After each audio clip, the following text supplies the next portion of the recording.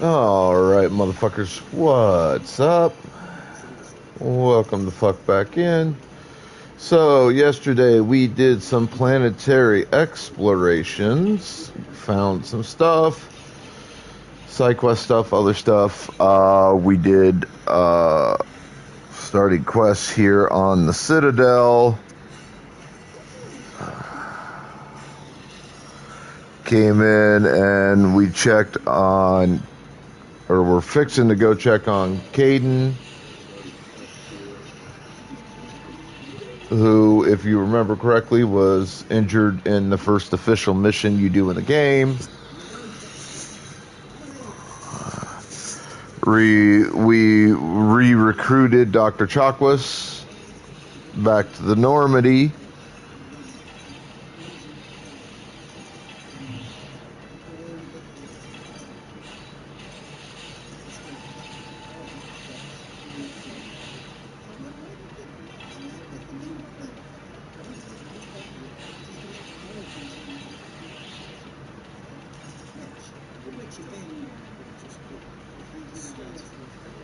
And you got a chance to see how dangerous planetary system explorations are in this game, with the Reapers being all over the goddamn place.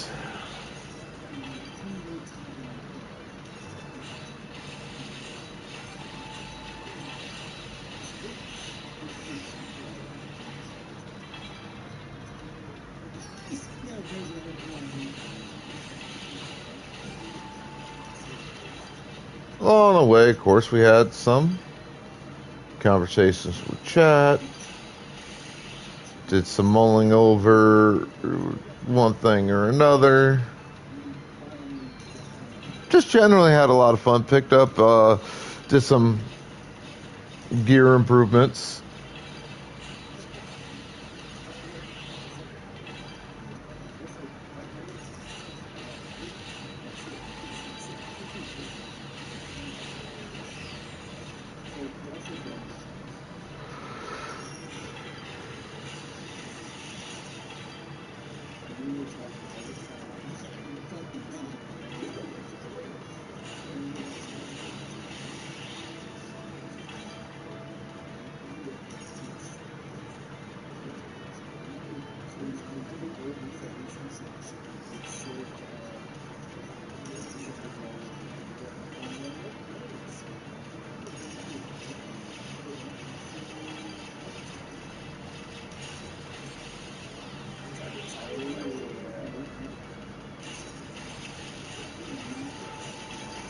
Yo, Chef, my bud, what's up? I've got your stream up there, buddy. No worries, I got you.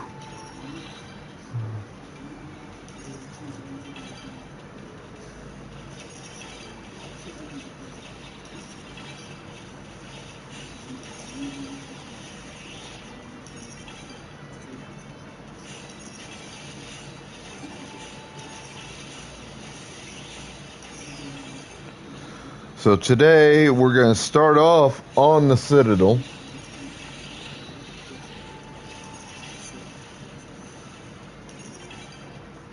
Motherfucker.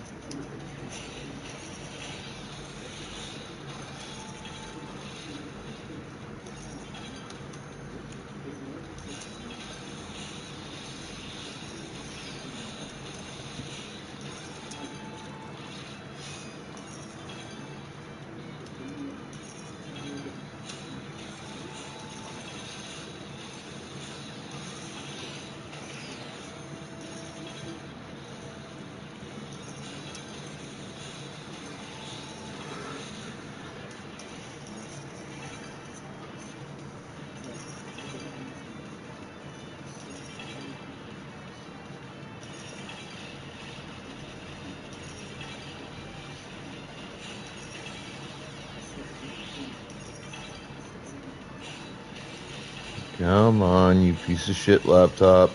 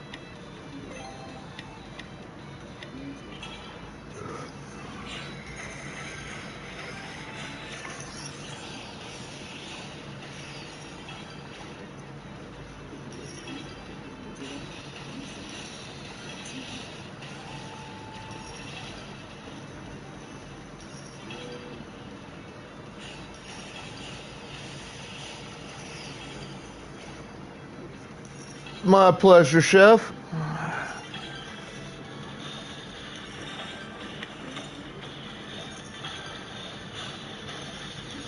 Alright,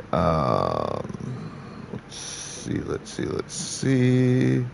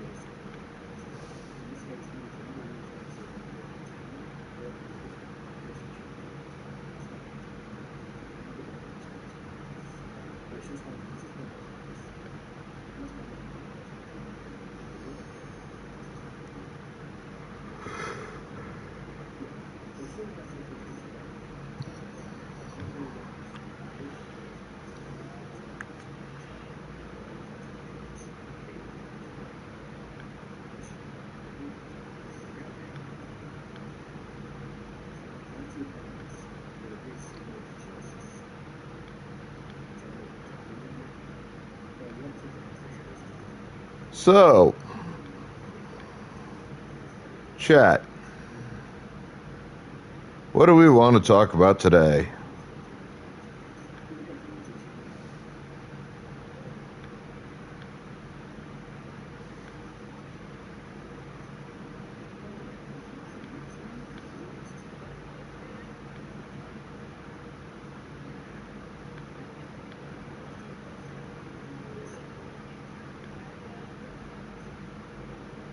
The choice is yours.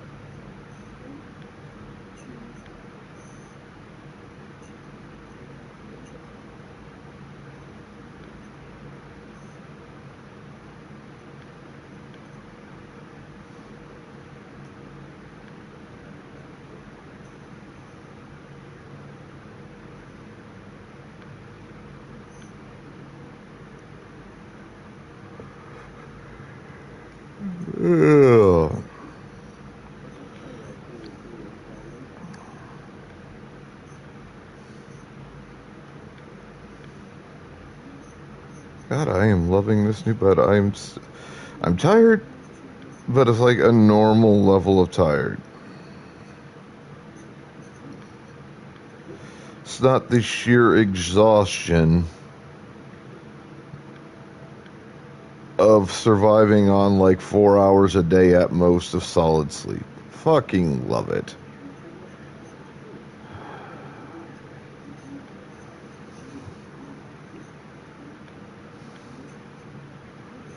I think since I bought this new bed, I've caught at least 6 hours every single night. Which has been just amazing.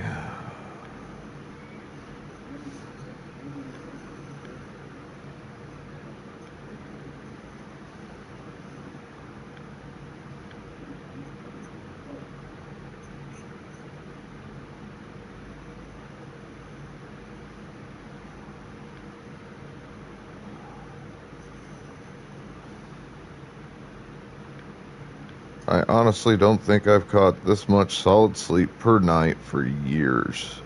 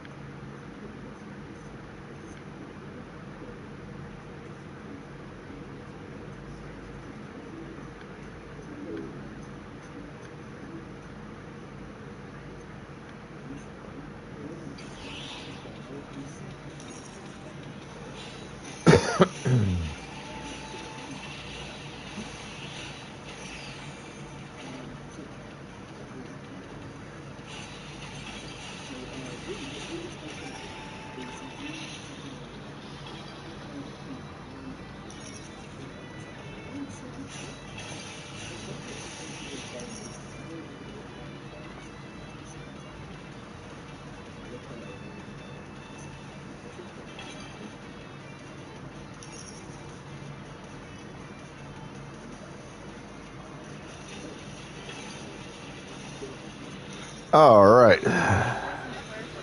What's going on here? Well, I'll cut you a deal.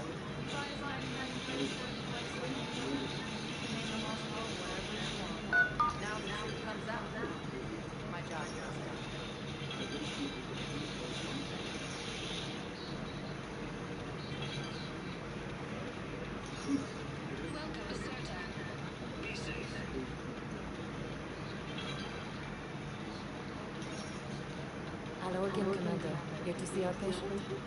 How is Caden doing? Stable. There's no evidence of cardiac damage from secure cache, but multiple shoulder fractures are still on the mind. Bed rest under observation is all that's needed now. I'm sure a visit will be welcomed.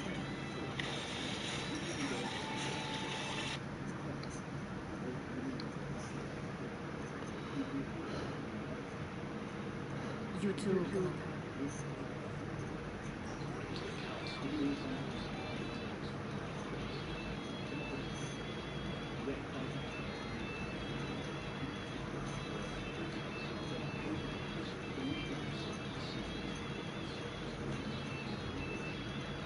Hello, Thane.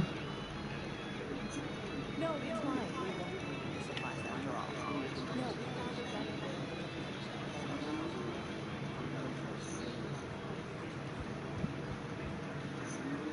better An old friend from ME2.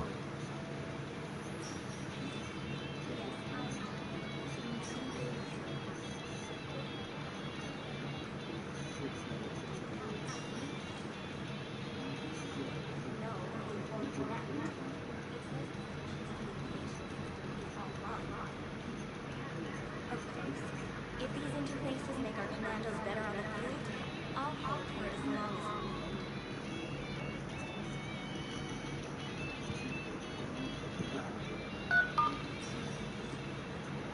Something else to do once I get to Grissom Academy.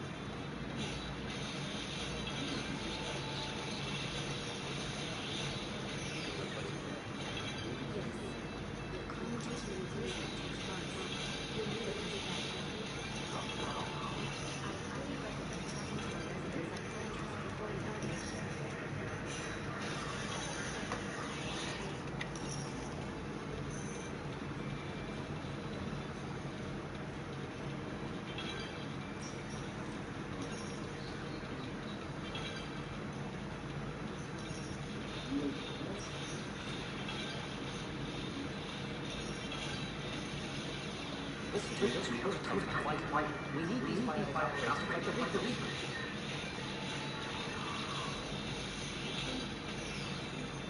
I know these ones you say. Yes. All I can say is unless we get those prototypes back, this project accomplishes nothing. Thank you very much for your time. I'll call you again with This is why you listen to conversations. I just picked up side quests. I'd like an answer. The galaxy has need of exceptional soldiers like you. No more than ever. You'll have it soon, Council. I promise. I look forward to it. Get out of here, Odina. You piece of shit. Hey. Shepard, hey. You just missed. Actually, that's probably a good thing. Thanks for coming. No problem. What did Odina want? Still thinking about the inspector position? Well, it's a big honor. A huge responsibility. Just need to be sure. I got you this. Wow, thanks. That's really great. Just a little bit. Maybe when I'm out, we can crack it open and celebrate. I am so ready for that mission. You can't tell. I'm tired of this bed. Medical day. The doctor says I'm good to go. And she always finds one more test.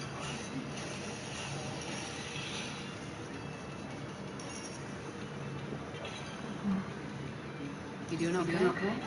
My implant rattled. So doctor must be keeping my arms off. It's really good. Need me to break you out? I'll let you know. I'm glad you asked me to come. It's good to see you're gonna be okay.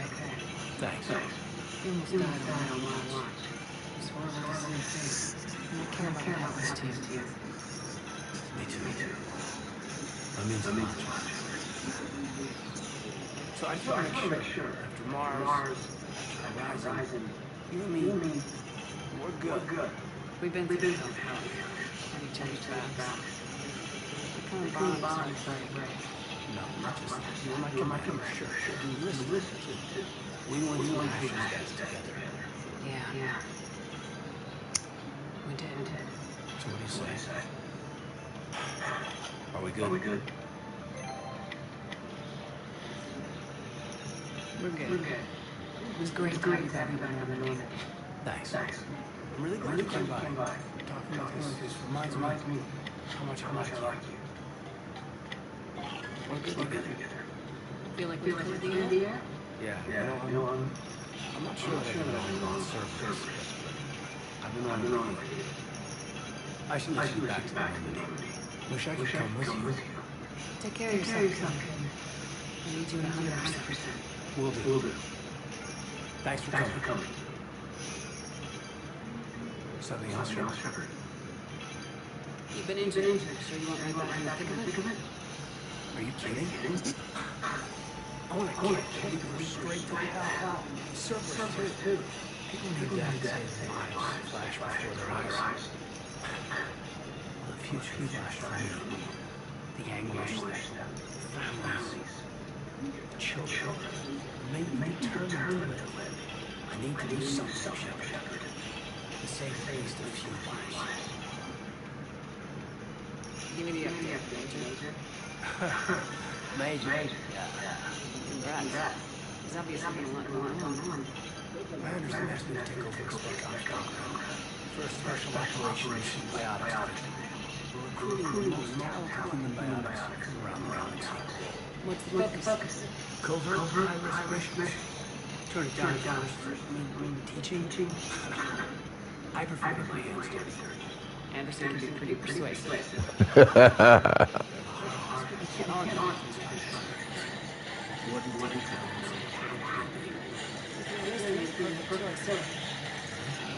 Human biotics are... We're different. Freaks. Most people in the galaxy feel that way. But accepting it, embracing it, can be the difference between success and sitting at home in your PJs, taking threads. You said your implant got rattled. Everything good? The medical journals was a bit more impressive, but that's back to my way. Rattled. Fascinating by the RTL. Pet project. The head is she's got me on a regimen acupuncture for men. Some take charge. Won't tell me what it is. But my biotics are strong enough. Maybe some things get better with age. Or maybe more experience? Yeah, could be. I think I'm a better soldier. Are we going to be able to get past what happened on the line? I'd like to, Shepard. As friends, as more than friends. Maybe. I don't know. I just like having them in my life. So, how do we fix it? Maybe we should just know that I'm not seeing anyone. And that I still care. Okay. Hey, look. There's a war on. And maybe around. I need you to know that. Because that's how we get past right. Where's your family? Are they safe? My family? My parents lived in Vancouver. But that's where there's more trouble DC interior. They were headed out on a shuttle. Hello, Morvia. I'm hoping Dad's alliance training is kept safe. It's been killing her no one where I am. Oh, hey, look, Pokemon in chat. Let's get them Pokeballs out.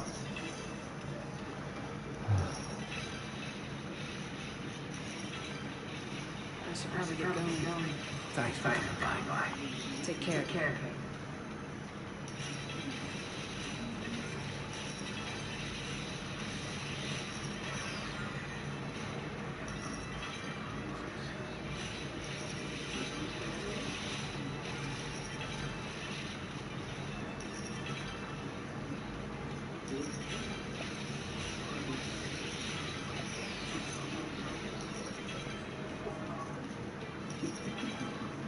Yep.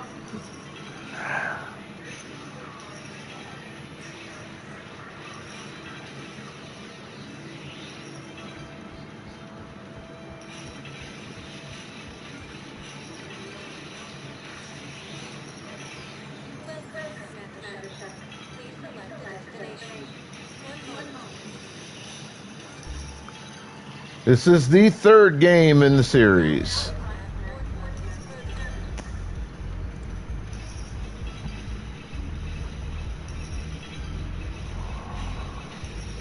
That's fine. Go ahead, lurk.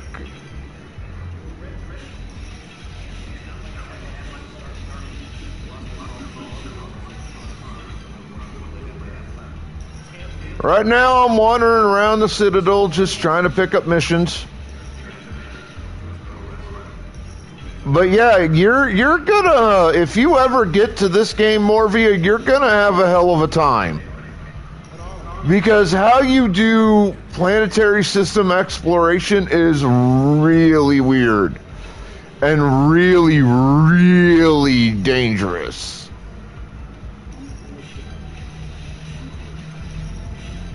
So, and this isn't necessarily a spoiler, it's preparation. Let me explain how this works. So the Normandy in this version of the game, in this part of the trilogy, is equipped with a ping ability. So what that means is you go to a planetary system, you hit a button on your controller, usually the back left shoulder button from what I understand, and you ping a section of the system. And that's how you discover whether something is there for you to grab or not. The problem is that the more you ping in almost every single system you go to, the more likely you are to draw your enemies to you. And once your enemies are in the system, if you still have things left to grab, it becomes a lot more complicated. It becomes way harder.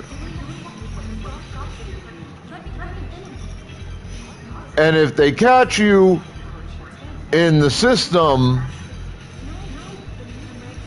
it's an instant game over. Now, you could reset the catch and chase by leaving the system and re-entering it. And you can, like, re-enter from the bottom, you can re-enter from the side or from the top. Depending on where you re-enter the system is where you'll start within that planetary system. But yeah, it's definitely not fun. Because you don't have the leisure to explore like you do in ME1 and ME2.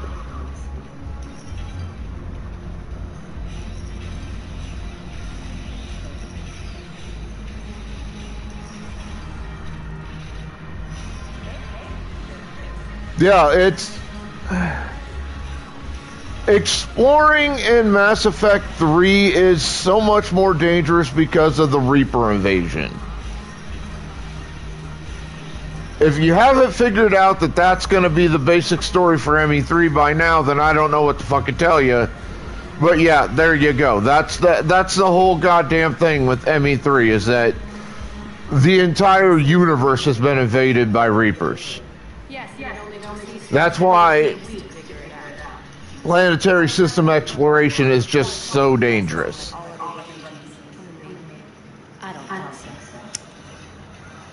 Get me a sorry guys.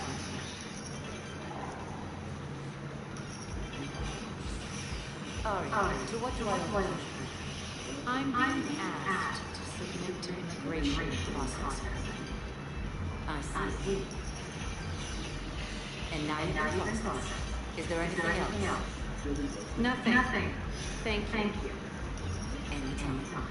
I think we're done. Enjoy the show, Shepard? I guess there's one rule on the Citadel. I guess so.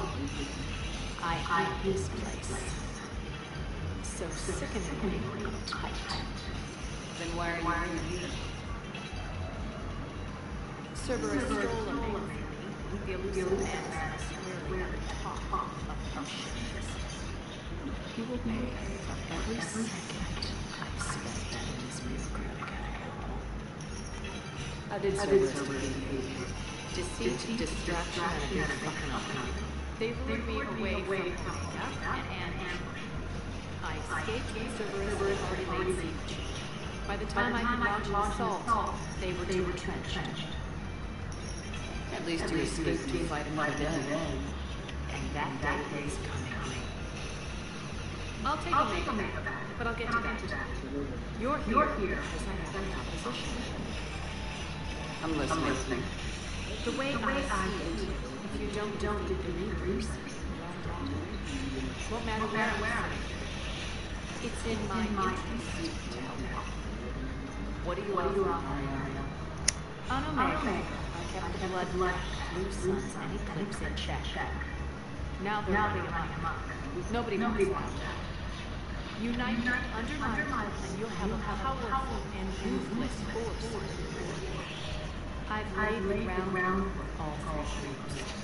I just need you to close the doors.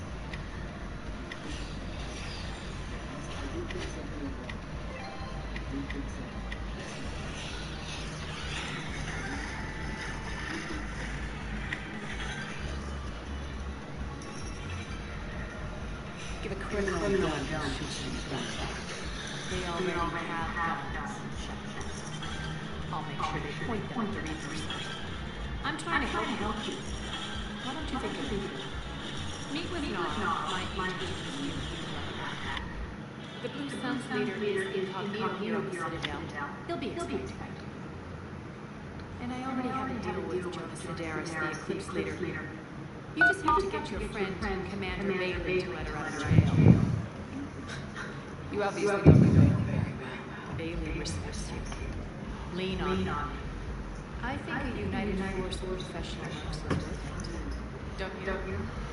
In the case of the Reaper War, I absolutely agree with her, though. She may be scum, and she may be a ruthless piece of shit. But So what's on your mind? What's your angle on gaining control? she does have the mercs. If we're gonna work together, she needs to trust us. At least in this time. How do we get the Blue Suns on our side? Their leader, Darner Bass, is twisted. I expected his demands to be reasonable, but it turns out he's the biggest pushover of them all. Talk to him. I'll let you be in touch. Call me if you need to.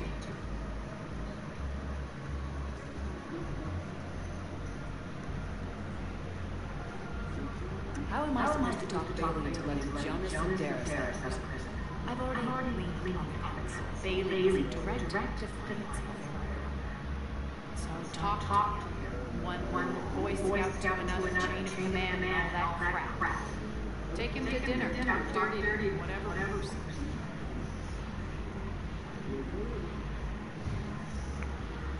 Yeah, I ain't trying to get to know Bailey like that. That's supposed to be funny? Let's see. I've lost a man. I got seasick eyes all over, and I'm holed up with a poor excuse for a night. Can't even get no Varian wrong. In other words, I'm in hell. How do you plan on turning the Omega back? I think I'm going to employ violence. I'm gonna slap Omega Right out of the elusive man's greedy little hands. We'll talk later. I'm sure. And I'll be honest, I would rather have Omega in Arya's hands than the elusive man's.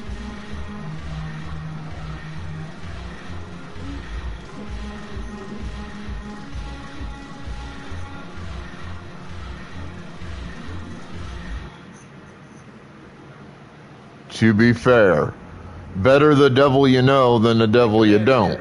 Nice to see you down here in the dirt with us grunts.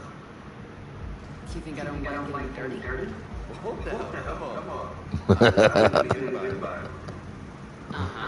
What did you do then? See those fields over there? None of them are just souls fighting. Yeah? They've been buying me drinks all night. You know why? Same reason they got all quiet. You don't seem intimidated by me in the least. In fact, you could use a little more deference. Sure. But I fought. I've seen you in action. Now, don't get me wrong. Good. Probably the best. Probably? You fill out a uniform like nobody. Just say. But I know you're human. Just like me. But not then. Nope. Hell, I still remember the image in the first two inspections. I watched a lot of vids just like all of this. But to them, you're still larger than life. I've seen a hell of a lot, but I'm still just a soldier. Still one of them. Sure, but they don't know. They just know what they've been told. Listen, you want them to see your one-on-ones, right? Maybe. Then buy them around. I like the way you think, Lieutenant. Compadre! Hey! The commander would like you to have a drink. On her. So here's the hook. Who's like? Damn you. You're all dead. Thanks for all of us together. Every one of us has a part to play. True enough. Cheers. I'll take that little bit of renegade just to get the additional support from the grunts. Thanks for the warning. Thanks for the drink. When we get back in there, I'm fine.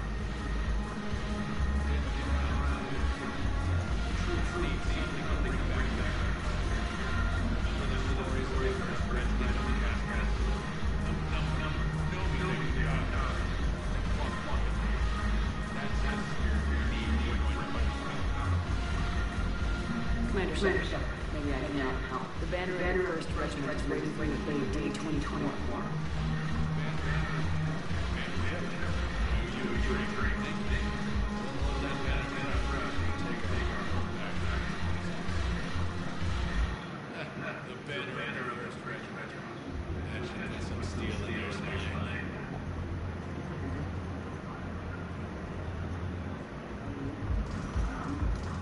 I got a bunch of little like side quest shit that I can turn in because, as always, I'm smart enough to explore everything I can whenever I get the chance, grab shit, and that, you know, that every little bit is going to help get me the assets that I need to prosecute this war successfully.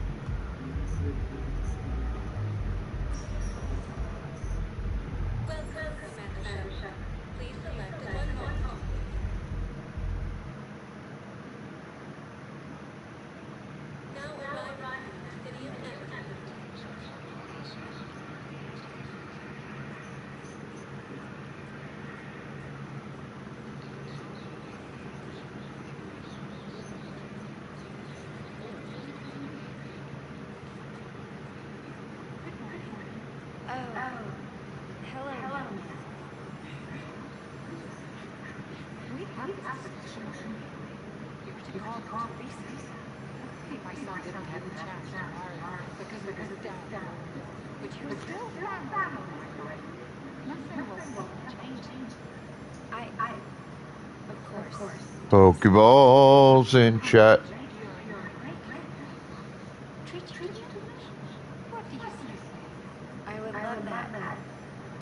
sad. Thank you.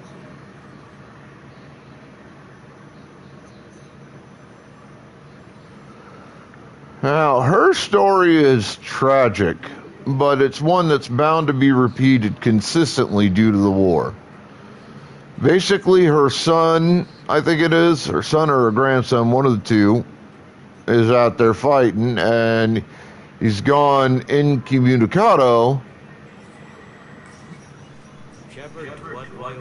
and she's just trying to get back in contact with the guy. Make sure he's doing all right. Somebody got the council to order her release. I'm delaying as best I can. What's your stake in this? It's classified. That's a fancy way of saying mind your own business. Look, there's no way I'm letting that psychopath out. The woman's unstable and a clear public threat. What makes you think she's crazy? She was a ruthless sadist before she got caught. Her imprisonment has cracked her shell off the nut. Maybe freedom will improve her. She rages day and night, Shepard, calling for the deaths of all Eclipse enemies. No, freedom will only give her the chance to kill.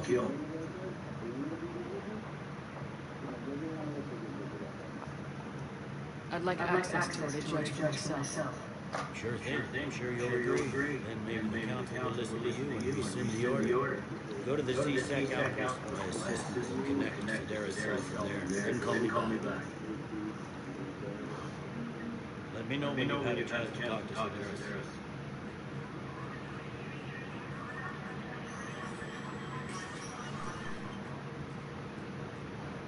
Commander Shepard.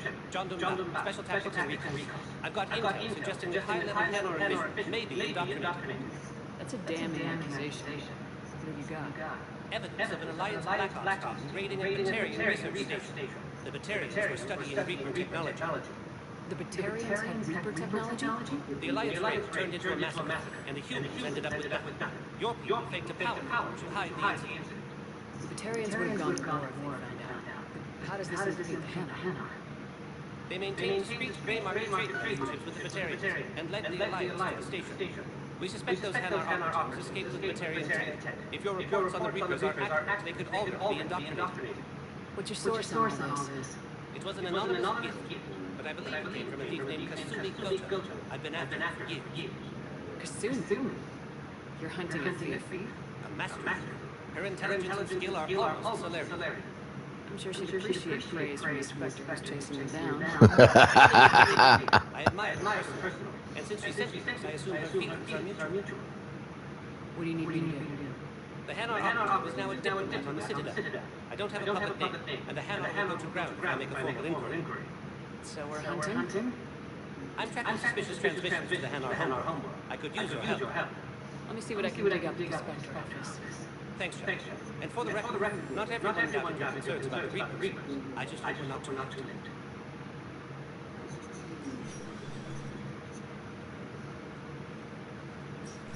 So, remember when you helped us get the grave from Donovan Hall? The one with information that can start a war? Information like an Alliance Black Ops raid on Batarian research lab? I think it wouldn't hurt to leak it now.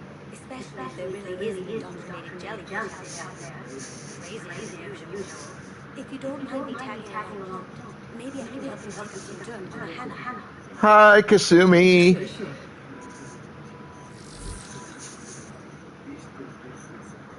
She's adorable.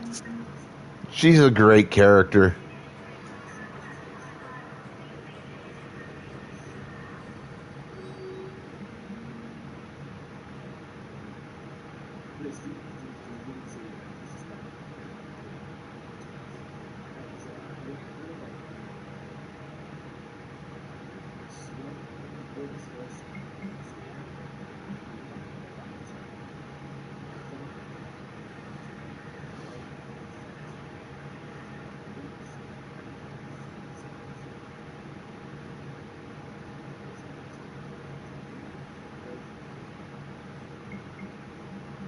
Yes, I will absolutely take them back on my ship. On it.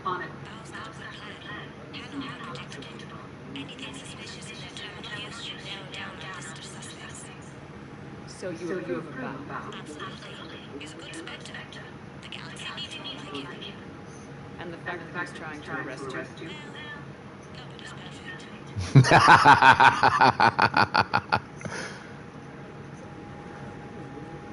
Gotta appreciate Kasami's life views, honestly. She's definitely amusing.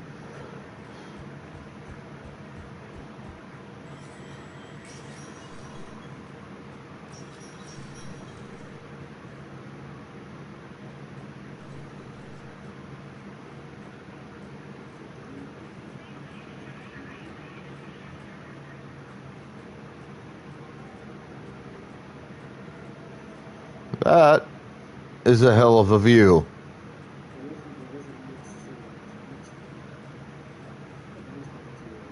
Shepard? I'll be here. Alright, I've already done all the conversational stuff with him the other day.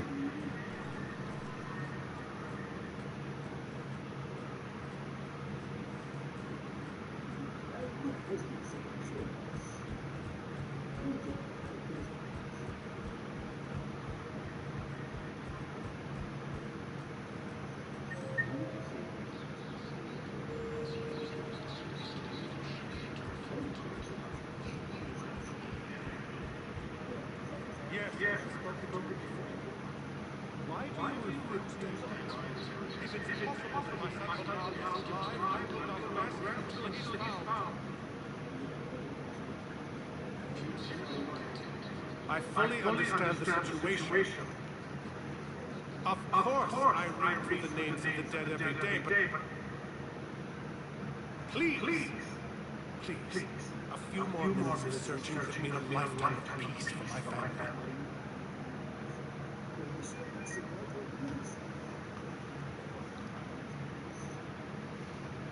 Someone in your family is MIA? My son Bilal. Bureaucratic compassion seems to be in short supply.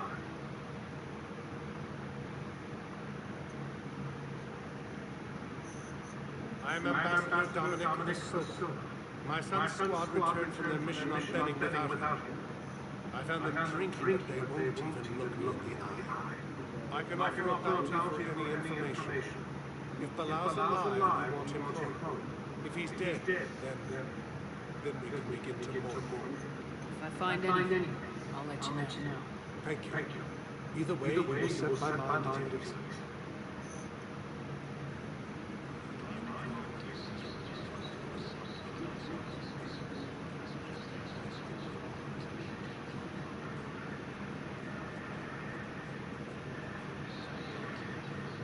Val, I have some possible hits. Some strange money transfers over the loan. And Aluna is sending a lot of data.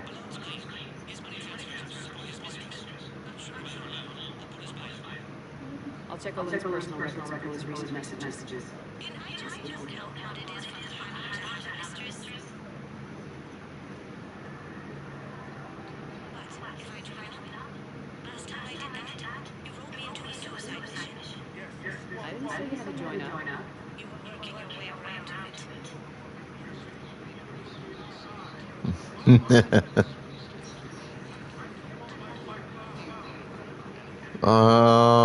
Trying to remember how I do the one thing here. Do I? Nope, I don't talk to her then. Maybe go talk to the boys at the Eclipse? Or Purgatory Bar, rather.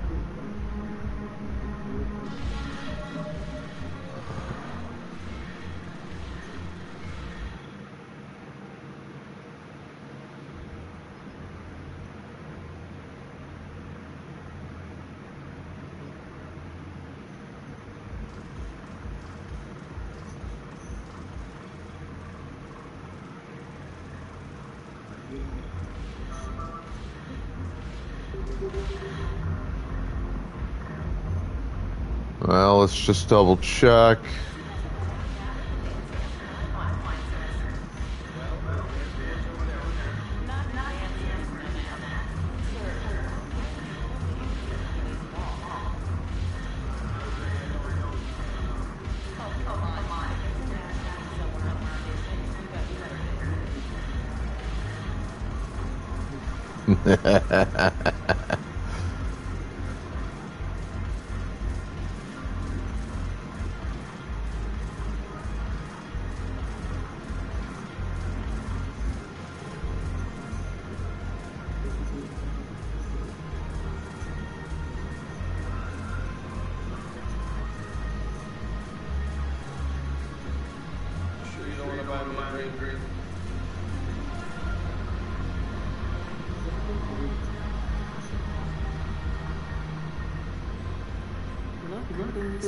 I hope this isn't a social visit.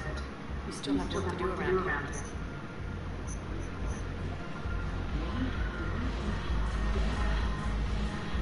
So,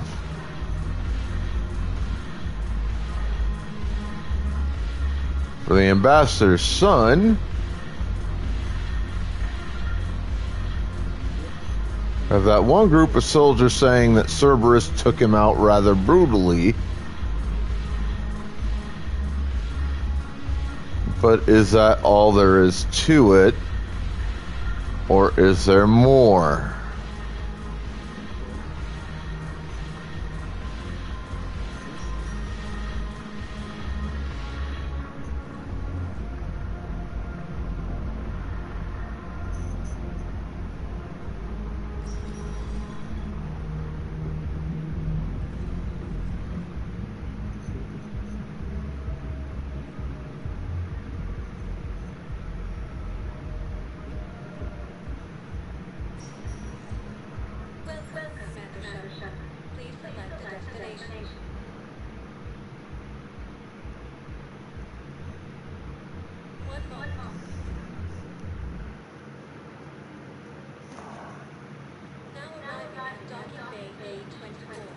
Val, Balloon's doing some heavy lobbying for the Hanards. An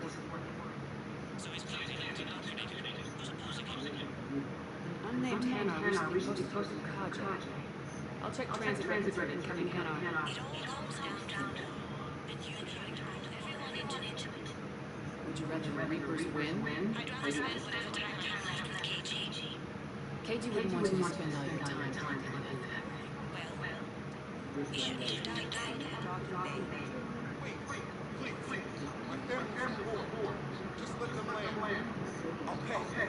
This isn't about money. The words are already incapacitated for refugees. There's just no room. That's back when we had space. Where's everybody supposed to go? I don't know, right? But they can't land here. You can't take them away. Yes, we can. Tell your friends to move their ship out of the docking bay. Wait, please.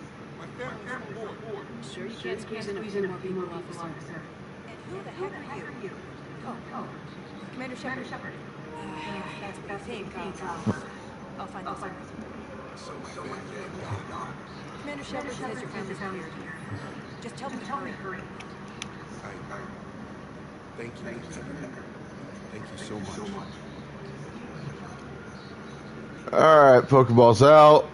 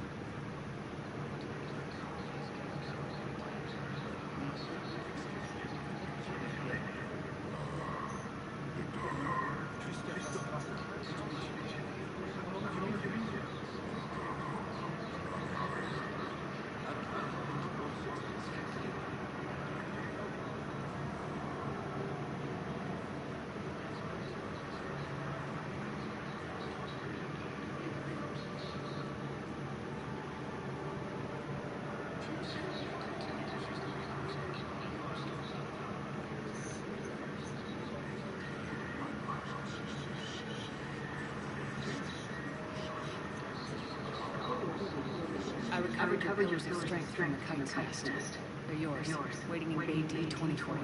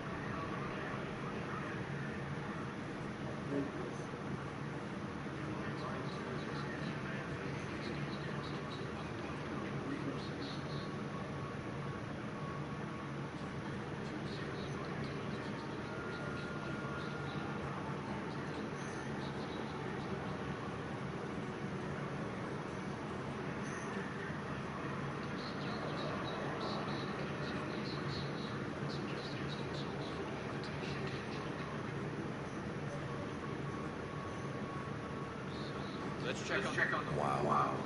Aria wasn't kidding. The great Commander Shepard on a leash. I'm here for my own reasons, boss. No, sure. Anyway, tell her I'm impressed, but to do business, I still need my problem taken care of. Which is? A Torian general named Oraga has an outfit with sons. He's raising a stink over our activity in this sector. I'll commit my gang to Aria as soon as Oraga's dead. There must be more to Oraga's complaint. We're just making little raids along trade routes. With Aria's blessing, I might add. Oraga's just some military fossil who came out of retirement to relive the glory days and justify his existence. Losing him won't affect your war in the least, but gaining him blue sons, well, you know our work.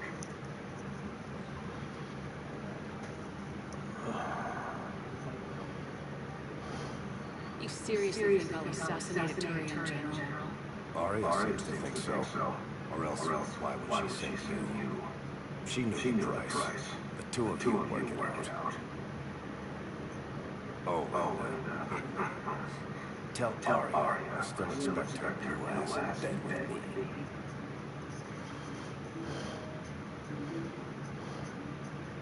What is it, Shepard? You knew about this? Can you be more specific? Darner Voss expects me to kill General Oraga. Who cares what Voss wants? What he needs is for Oraga to stop disrupting his operations. I figured you'd talk to Oraga, see if you can get him to lay off. And if he won't listen to reason, call me, and I'll take care of it.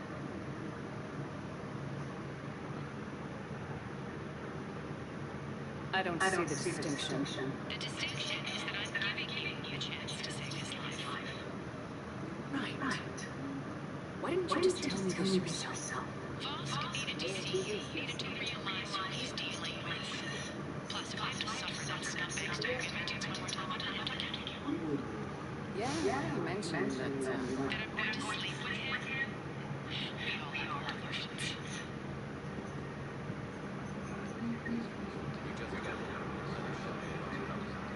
How many? That's all.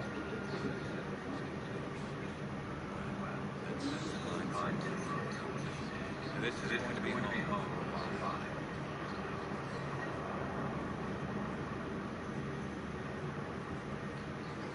What about the forest? It's been out and agitated since. Then contact Commander Bailey over at CC. Tell him Gareth Carey would consider a personal favor if he could reallocate the shipment so these people don't starve. Hello, Garrus. what's happening? We convinced the council to accept our bid. Nowhere else to go. How bad is it? More dead than injured. 85% killed in action. We'll need a morgue soon. Not a lot of flesh wounds when you're fighting Reapers. Casualties are that high? Our frontline units are being wiped out, whole platoons at a time. A single Reaper can destroy 9 or 10 of them in one attack. That's not war. It's slaughter. They're called Reapers for a reason, and these guys found out why. Do what you can for them. A few of them might make a fee, but the rest, sympathy is about all we can offer. Any sign of our family? Not yet, but I keep hoping. What about you? I'm starting to see some wear and tear. Why?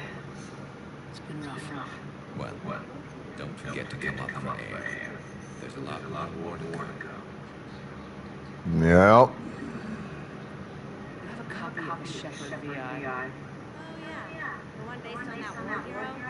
We locked it after some kids spilled soda over the hardware. I'll unlock it, but we've only got the demo version working.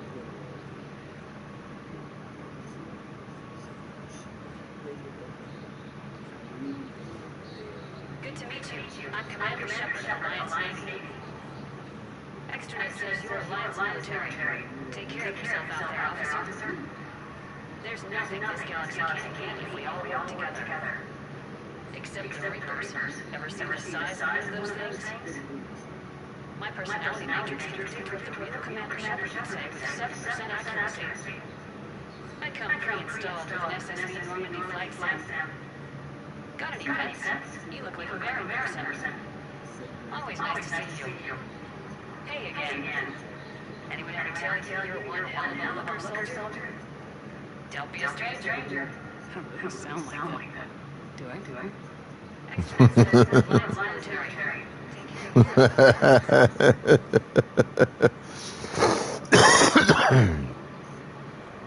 I've got a list of new men on our arrival. These are all face names. The head of the Alliance Raiders soul names. And our soul names are private. There's no public record. Can you get back to your personal communications? On it. Maybe we'll find names there. So how's the rest of the gang? Met up with anybody else? Garrus is helping out in Normandy. He never could pass up a good fight. What about Jacob? Haven't heard from him. See? Jacob could have gotten me back onto the Normandy. I thought you were happy with your memories of KG. Hey, I'm nostalgic, not dead.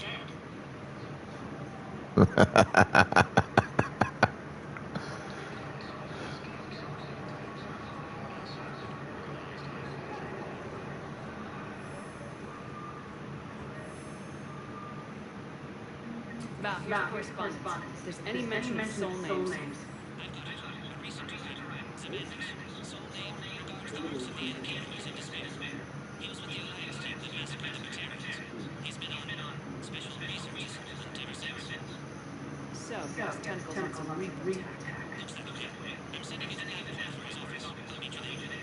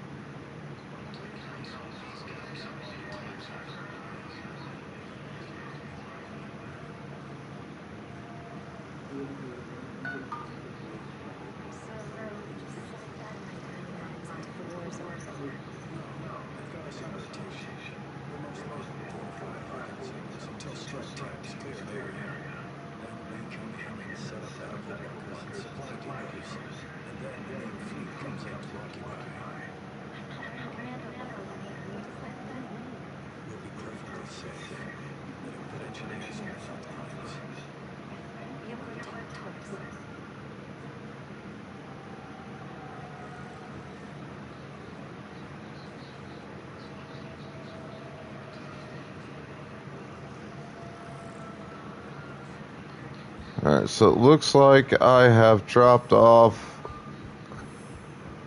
as much of the stuff that I found as I can.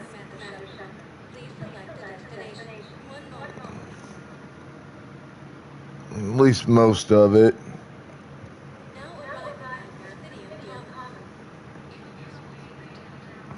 one area I haven't been to yet. Things were great even before he deployed, and if I'm attend to end up half the events, it's not fair to him or to you. With all the goals and stuff going on, you deserve to be happy. And I'm not. I have to be honest with him. Then you need to tell him.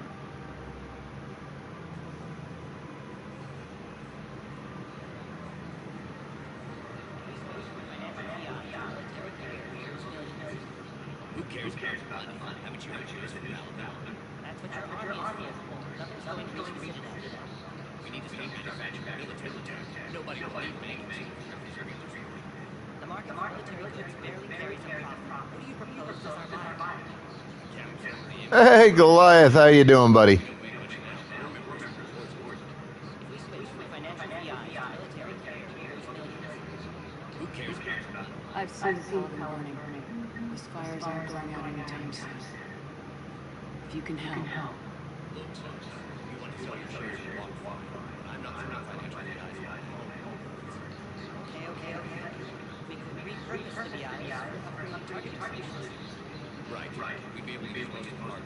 The financial VI has more processing power than we need. No, that works. We'll rig the VI and transfer it to all standard weapons. Refit weapons without having to overhaul your target. Rapid response flexibility. We'll make a fortune. A small. I hear that. Fine.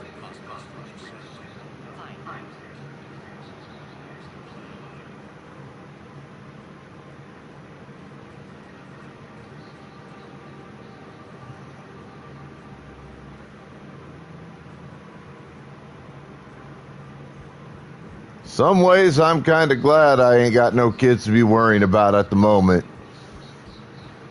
At least none that I'm aware of.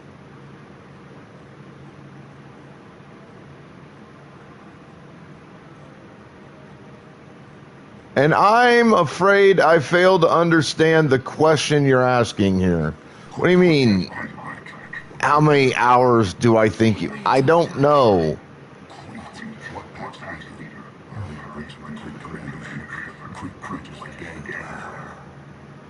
I don't know if I have that particular command set up. Not the best start to our friendship. He's coming. Put your hands behind your back. Try to work out each and each.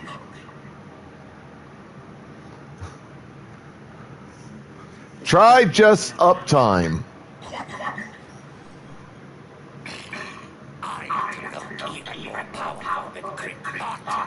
Our instructions on boarding Citadel Architect were one thing. Now, yes. Commander Shepard. Watch it go. I don't understand all this techie crap. Give your tasty screen. So, do you agree to our terms? Definitely. Not while I'm live. Wasn't talking, Grill. What? You have my word. Now open fire. Not yet. Grill's next in line to take over. Ari is able to hear. Yes.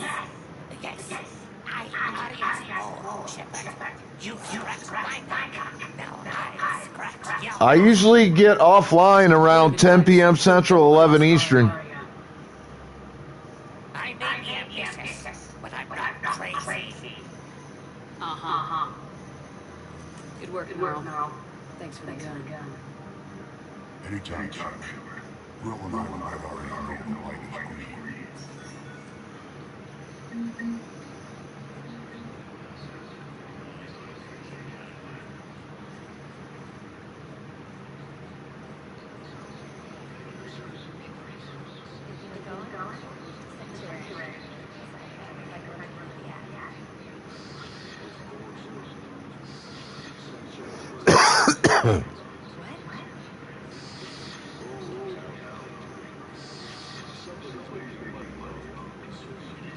I appreciate it. Every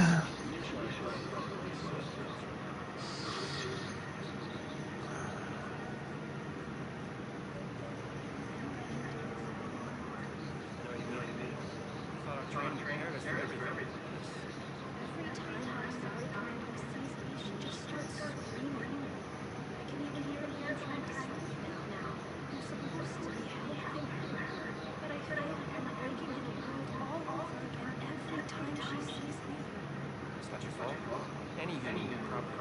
option for it, isn't it? No. I looked up the bioelectrical sheets that girl was talking about. They look like I shouldn't even be allowed into Equipment. And I will forever fart. Because I can. Commander Shepard. General Rocca. I think we met in Cora's Den. You were pretty miserable, if I recall. Yes. Neck deep in drink just before I retire. I'm clean. Reinstated. I hear you're taking on the Blue Suns. I need to do my part for the citizen, Commander. The Blue Suns are raiding C-Sec weapons shipments. I'm ready to stop that. Those works are seriously jeopardizing the Citadel's ability to defend itself if the war comes here. When the war comes here. There are other ways to secure weapons, General. You don't think I've tried? There's a black market in Citadel right now, but it won't sell us top-line items. The Reapers are destroying everything in their path, and I can't stop them.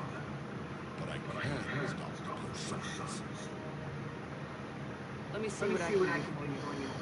I'd appreciate your help, and I'll have a plan of action ready if things fall through. I am doing like 3 different missions at one time right now.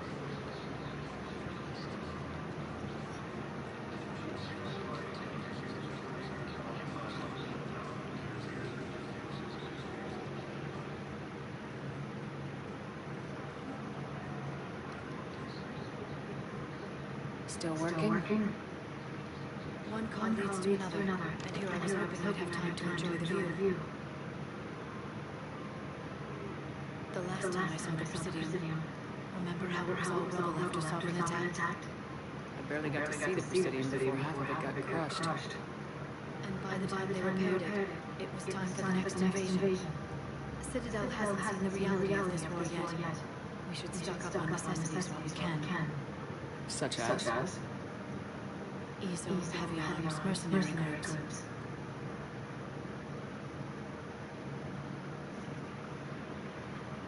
We'll get through. Take a moment for yourself now. I know. But there's always just one more task we're meeting. Speaking of which, talk to the Volus, Barlavon. He'll point you to some mercenaries willing to join us. Well, thank you. I appreciate the hard work you put in, Liara. You are a fucking treasure. And if anybody tries to tell you otherwise, they're full of shit.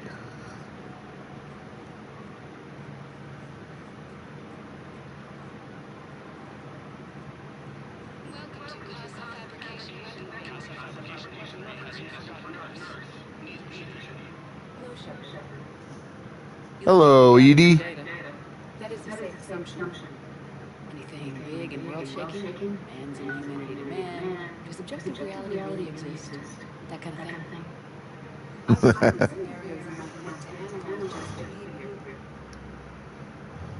I believe he is a strong function of attachment to me, but he has not stated it to anyone yet. Shepard, you have first-hand sexual experience. How do you know when someone feels romantically invested? They'll usually show signs they can't stop thinking about you. You know, messing around, giving you presents, maybe playing music. I lack material wants other than hardware and software upgrades, and my work program does not assign values to music. Perhaps we could discuss how to provoke Jet into an emotional commitment. It's not how to think of it, it's natural. You need chemistry. I see. There are a number of pharmaceuticals I could inject to stimulate the desired emotional state. No, I mean relax and do something you both like. Something simple, for example. You both like humor? Correct. I will see if there are comedic entertainment shows being presented on Citadel. Scanning. Do you think he would like the man who hung himself? It appears to be about an amorous plastic surgeon.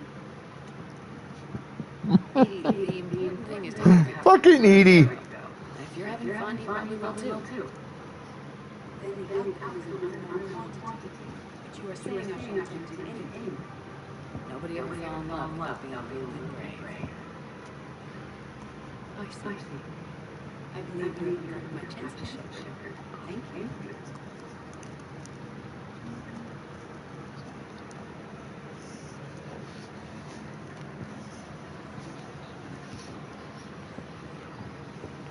Welcome to the Citadel gift shop. All proceeds from today's purchases go to the military and war effort. I really appreciate management doing it. My husband's away on duty right now. You're going to the military? No, actually, my husband's a Krogan. Oh? Wow, that's great. I just heard him knows the other was to fight. Excuse me? Oh, I didn't. Well, I just... My husband is risking his life to protect us right now. I'm so sorry. That was thoughtless. I'm so sorry. No, I understand. Sometimes I'm surprised myself. Anyway, would you like to make a purchase? Yes, of course. Anything for our troops? That's a hint of the racism embedded in these games.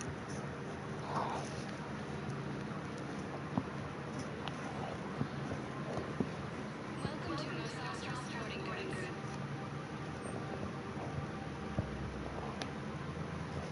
Our selections include rare technology upgrades from the terminal systems. Good hunting.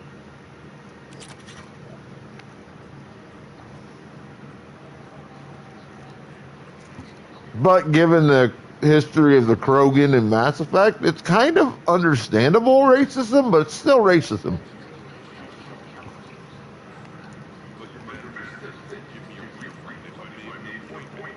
You're not a man. You don't have a seat. I don't even think we can carry that version anymore.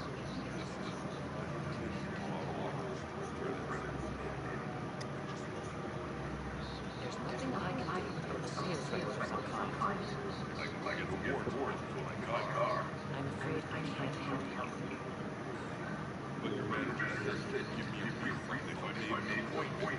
You're not a man on a list. You don't have a seat. Look, he is not going to win. The sooner you refund him, the sooner you go home. Here, here's such a big refund. Really? Yes. You did? Of course you did. Yes, congratulations. The whole Welcome to Acorn Munitions. Hey, thanks.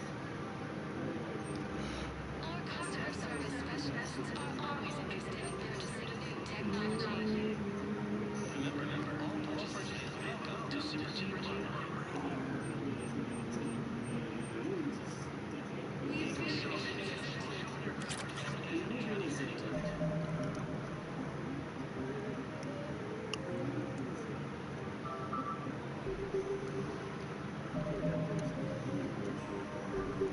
All right, I need to run the restroom right quick and then hurry, go grab me some coffee. I'll be right back. Y'all hang tight.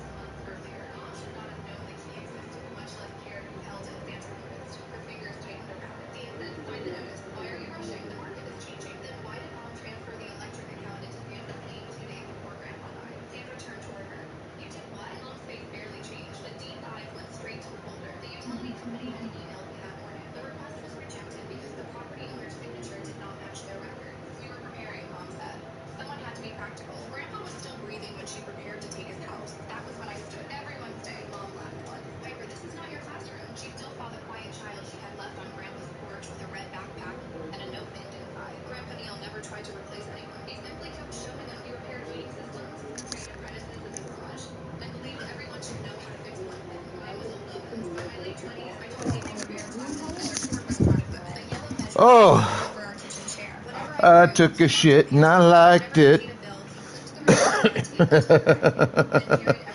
Yo, Misfit, what's up? That year, a bank in Georgia mailed me a welcome letter for a youth account I had never opened. Grandpa read it twice, then asked whether Mom had ever requested my social security number. I reminded him I had not spoken to her since I was 5. After that, the study door began staying locked. The yellow tape started holding cashier's check stubs, certified mail slips, and envelopes stamped private. Whenever I asked, Grandpa said old people collected paperwork because they did not trust memory. I believed him because I wanted to. At 17, I found Mom online. Her page was full of Sandra's dance recitals, beach trips, birthday cakes, and family photos. Under one picture, she had written, I don't want "Love this. is greatest I'm gift and authorized giving to her sell. child Here, a hold my I arms. sent one message. I think I am your daughter. These are I really lightweight wish weapons. it had been read. Where's your She top told me drawer? to talk. Grandpa found me sitting on the Shit, garage well, floor I'm of our exec Ford too. Bronco. He I didn't already invite me thought to the rat Grandpa was said some Arturian people was mistake badass. avoiding the truth for Yeah, survival. Years later, the mail like was first called loaned by Gals our belly up, Grandpa. credible The bank rain, manager and closed some her office door and asked whether I knew So about what three is accounts in my the name. One was the Georgia account. whatever One happens, was I the think there'll be retirement. The survivors. last was the It'll be business line chaos. headed to I Steve's bet the renovation. will run on a I golf was cart. ashamed before I felt angry. So I'm Children Jim. were just I started bet learning to only account. Every transfer hard ugly goods, thing somehow hard reveals parts, something wheels about on them. that. Grandpa sat beside me holding the yellow measuring tape. The manager asked Dean's relationship to me. These weapons are for the war. You You don't need to On the drive home, I demanded the truth. He admitted he had known about the youth account and had been trying to close I'm sure everything you could, quietly. How but long even if you rough me up I was furious or with kill him me, for 3 days. my part won't limit the weapon movement to my own game. Closed, If and you her find voice any rare became pieces from your You own promised not to drag her into adult bring them back. history.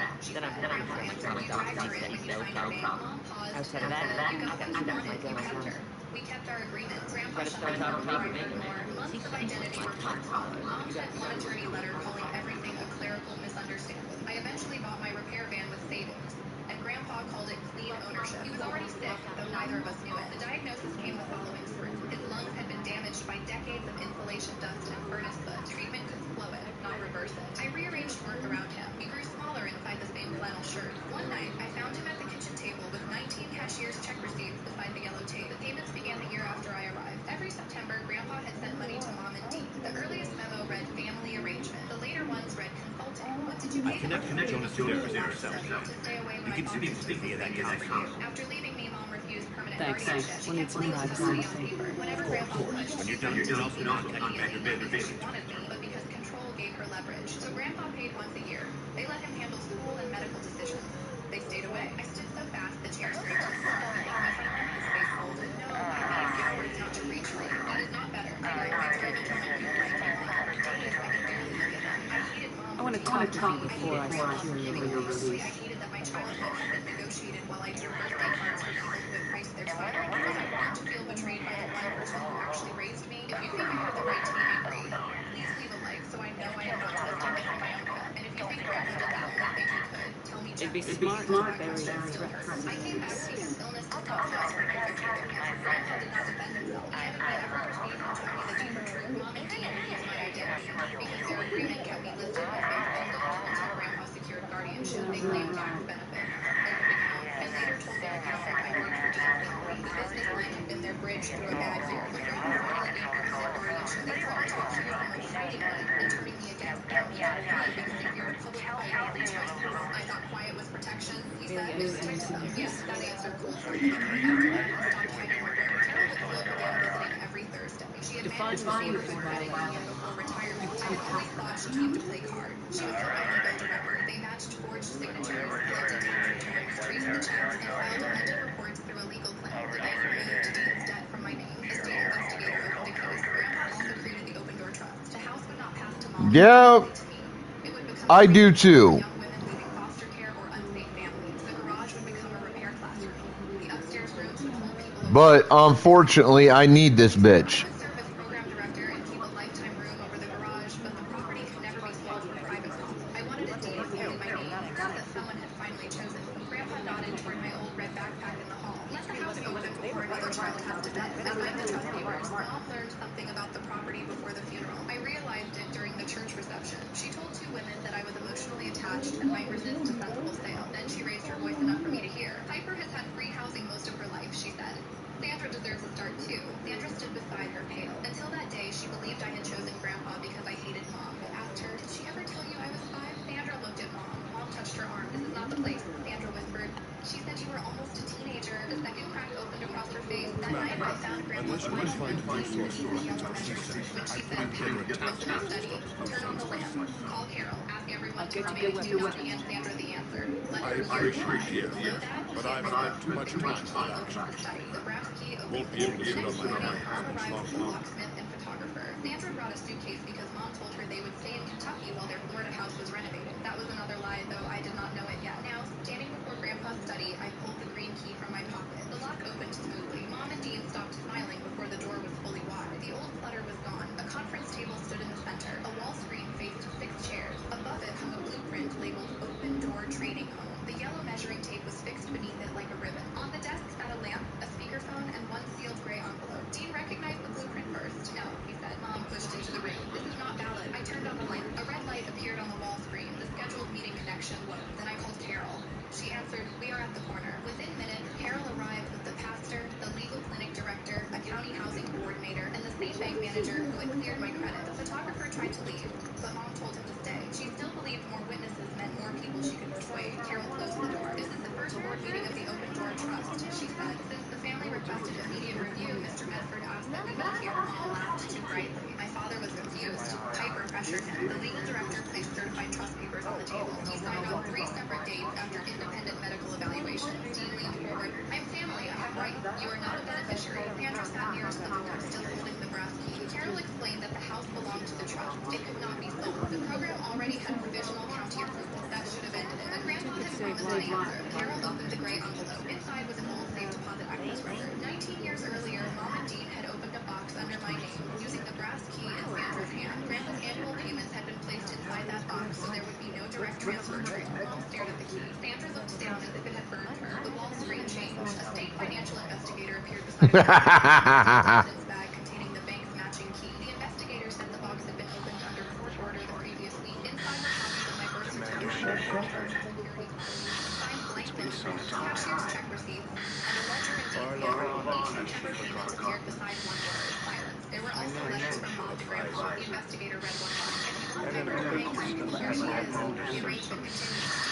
I admire your courage in refusing to stay and fight on your own. The signatures matched the accounts He used to received be an from my agent with the husband. Shadow For me, you have no idea what this is. I still am. What did a 5-year-old cost you? Competing against My you. career, my marriage, my chance at a normal life. And she said the Team line of I was discards carrying for and years. stranded in uncontrolled territory.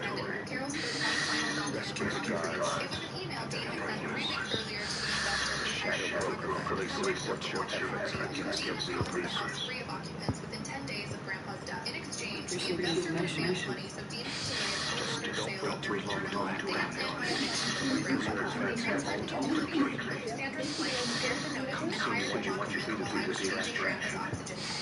Sandra stared at Dean. He said our house was being remodeled. He looked away.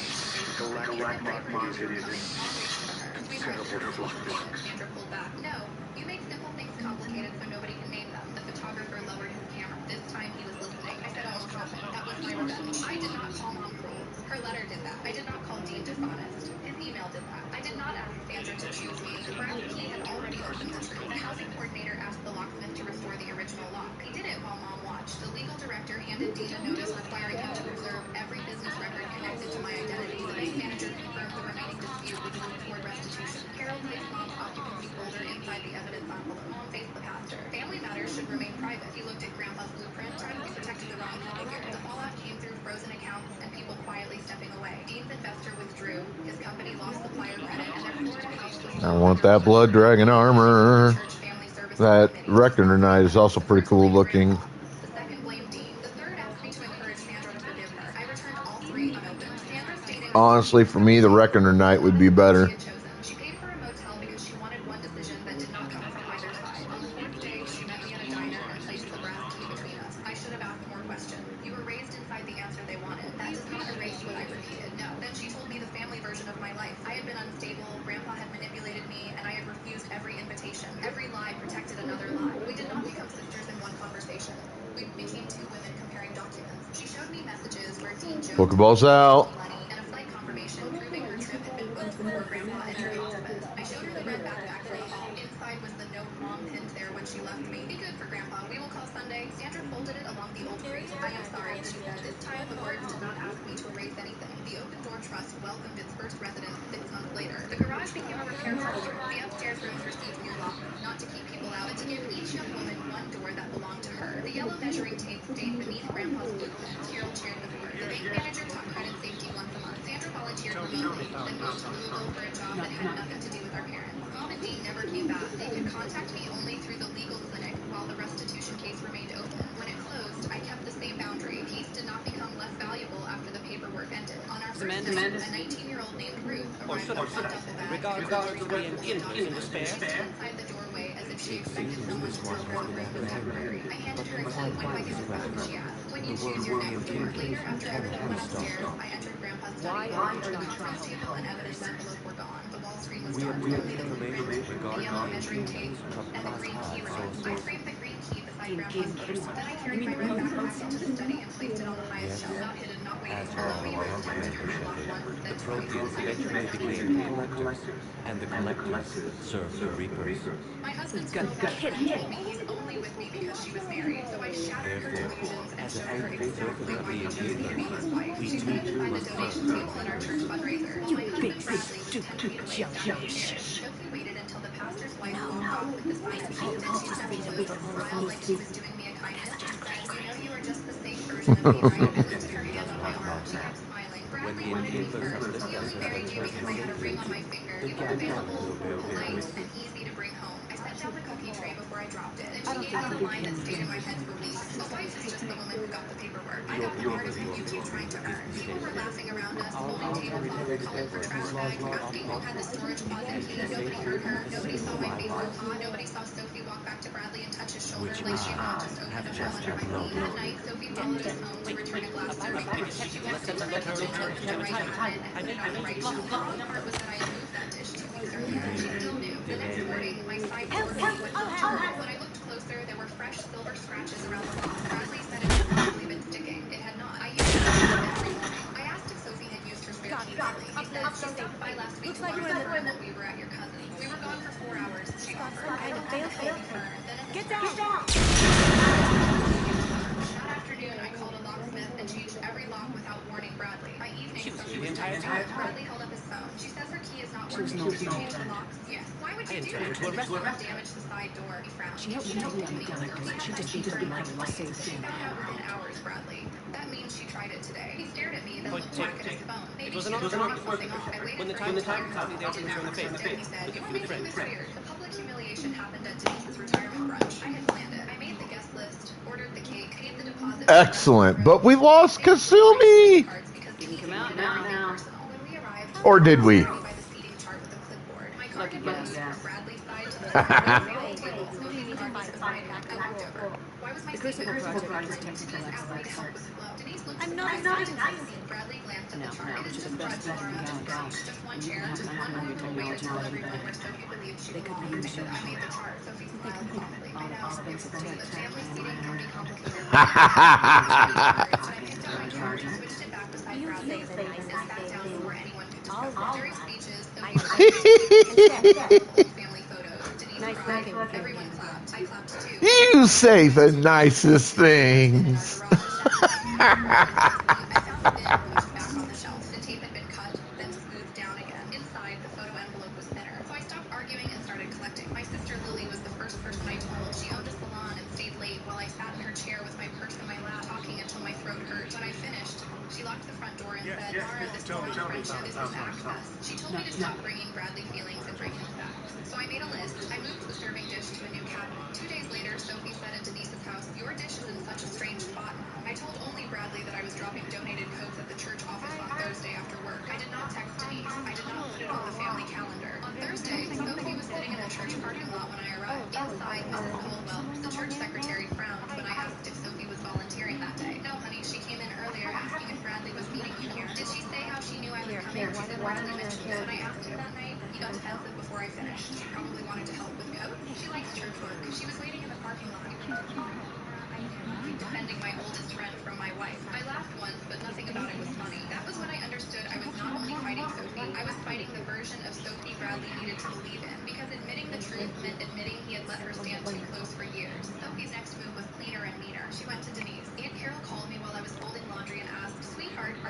Bradley having money trouble, my hand stopped. No, why? She hesitated. Sophie said you changed the locks without telling him, and that you have been acting secretive. Denise is worried you are trying to isolate him. The word isolate made me sit down. Sophie was not just making me jealous.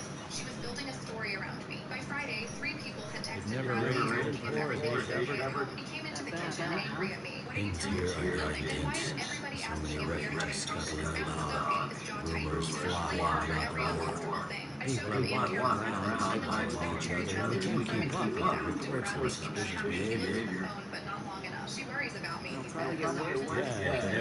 Shouting. That was around the middle of it all, when I started wondering if I was the only person seeing the shape of it. Was I wrong for feeling replaced in my own marriage? If you think a wife should not have to compete with a friend for basic respect, please give this a like, so I know I am not standing alone in that kitchen again. And if you think I handled it badly, tell me, because I was trying not to lose myself while everyone told me to be nicer. The first proof came from a receipt. Bradley left his work pants in the laundry with folded paper in the back pocket. I almost tossed it, then saw Sophie's name printed near the bottom. It was from a print shop. One custom banner, one seating chart foam board, one set of table cards for Denise's retirement brunch, the brunch I had planned. I called the print shop from my car the next morning and gave the invoice number. The young man said, yes, the customer uploaded a revised seating chart the night before pickup. Do you still have the upload? For a little while. Can you tell who sent it? He hesitated. The account email starts with Sophie. I thanked him and hung up before my voice cracked. That receipt became my first anchor. I printed it, placed it in a plain white envelope, and waited. Silent revenge only works if you stop begging people to understand before the proof is ready. I let Sophie think I was still confused. I smiled at family dinners. I stopped reacting when she corrected me about Bradley. When she said, he actually likes his chili thicker, I handed her the spoon and said, good to know. When she posted in the family group chat, some wives never understand lifelong bonds,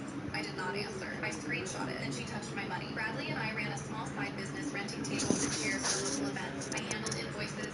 Bradley handled deliveries. Sophie had started helping with reminders after losing her office job because Bradley said she was organized. Then a bride called me crying because our chairs had not arrived for her rehearsal dinner. I checked the schedule. The order had been moved to the next day by Sophie. Bradley rushed to fix it, but the bride left a public review saying our company was disorganized and nearly ruined her event. When I confronted Sophie in the family group chat, she sent a sweet paragraph. Mara, I am so sorry you were overwhelmed. Bradley asked me to help because he said you were having trouble keeping up. I would never intentionally make you look bad. Make me look bad. Bradley told Sophie privately before he called me. That night, I removed Sophie from the scheduling software, changed every password, and printed the activity log. Then Lily called her friend Jamar, who managed events at the venue. He checked the delivery gate notes and found something worse. Sophie had called the venue the day before and said the order date changed because Mara mixed up the contract. The note said, caller insisted wife made error. I read it until the words stopped looking real. When Bradley came home, I had papers spread across the dining table. He saw Sophie's name and sighed, what is this now? I slid the print shop receipt toward him. She changed my seating chart. He stared. I split the venue note over. She told the venue I ruined a contract. Then I showed him the software log. She moved the chair order. Bradley sat down slowly. For the first time, his face did not look defensive. It looked tired, like something inside him had cracked. I asked her to help with reminders, he said, not changes. Then why did she have admin access? He covered his face, but he still did not call her out. He said he needed to understand why she would do that. I went to bed with the white envelope on my nightstand. The next morning, Sophie sent me white lilies in a glass vase. The card said, I hope we can stop misunderstanding each other. I took a picture of the card and set the vase outside. By noon, Denise called Bradley crying because Sophie told her I threw away a peace offering. I slid the white envelope across the table. Denise opened it. She read the print shop receipt, the revised seating upload, the venue note, the scheduling log, and Sophie's messages. Her face changed in stages. She told me you approved the seating change, Denise whispered. I did not. She said the bride's order was already wrong. It was not. Bradley finally spoke. Mom, she lied. Denise pressed her lips together. I need to talk to Sophie. No, I said. Both of them looked at me. If you call her now, she will cry, explain, and change the story again. I am done arguing with stories. I want records. The hard proof came from the church printer queue. Mrs. Caldwell called me 2 days later and asked me to come by. Her voice sounded careful, like she was carrying something breakable. When I arrived, she closed the office door. We had a problem with Sunday's bulletin draft, she said. Your name was removed from the volunteer appreciation list, and Sophie's was added twice. I thought it was a typo, but then I checked the login history. She changed the toward me. Sophie had used Bradley's old church volunteer login. Bradley's teams were time-translated when Bradley had been asleep beside her. The login came from an address linked to Sophie's apartment complex. Then she pulled out a draft for the upcoming church anniversary banquet. A table sponsorship submitted under Bradley and Sophie Kessler. Kessler was my married name. Sophie had entered herself beside my husband as if she were me. The payment came from Sophie's card, but the public bulletin draft would have printed Bradley and Sophie Kessler as family donors if Mrs. Caldwell had not called. I sat down against my knees one week. Sophie did not even want to change it. She wanted my position, my name, my seat, my work. I agreed. Mrs. Caldwell told me to remove it? No. Kind of like him. That was the controlled reveal. The church anniversary banquet was 21 days away. Sophie had already told me that myth is proven to be reality. Everyone who had Entire watched the history video changed. at my marriage would be in that room. I asked for his phone to preserve the login Even history think of of the it donor this way. draft and the payment record. We Jamar just sent a signed uncovered note about an Sophie blaming me for the delivery exploit. mistake. Lily helped me copy Used and your help reach out 3 years ago.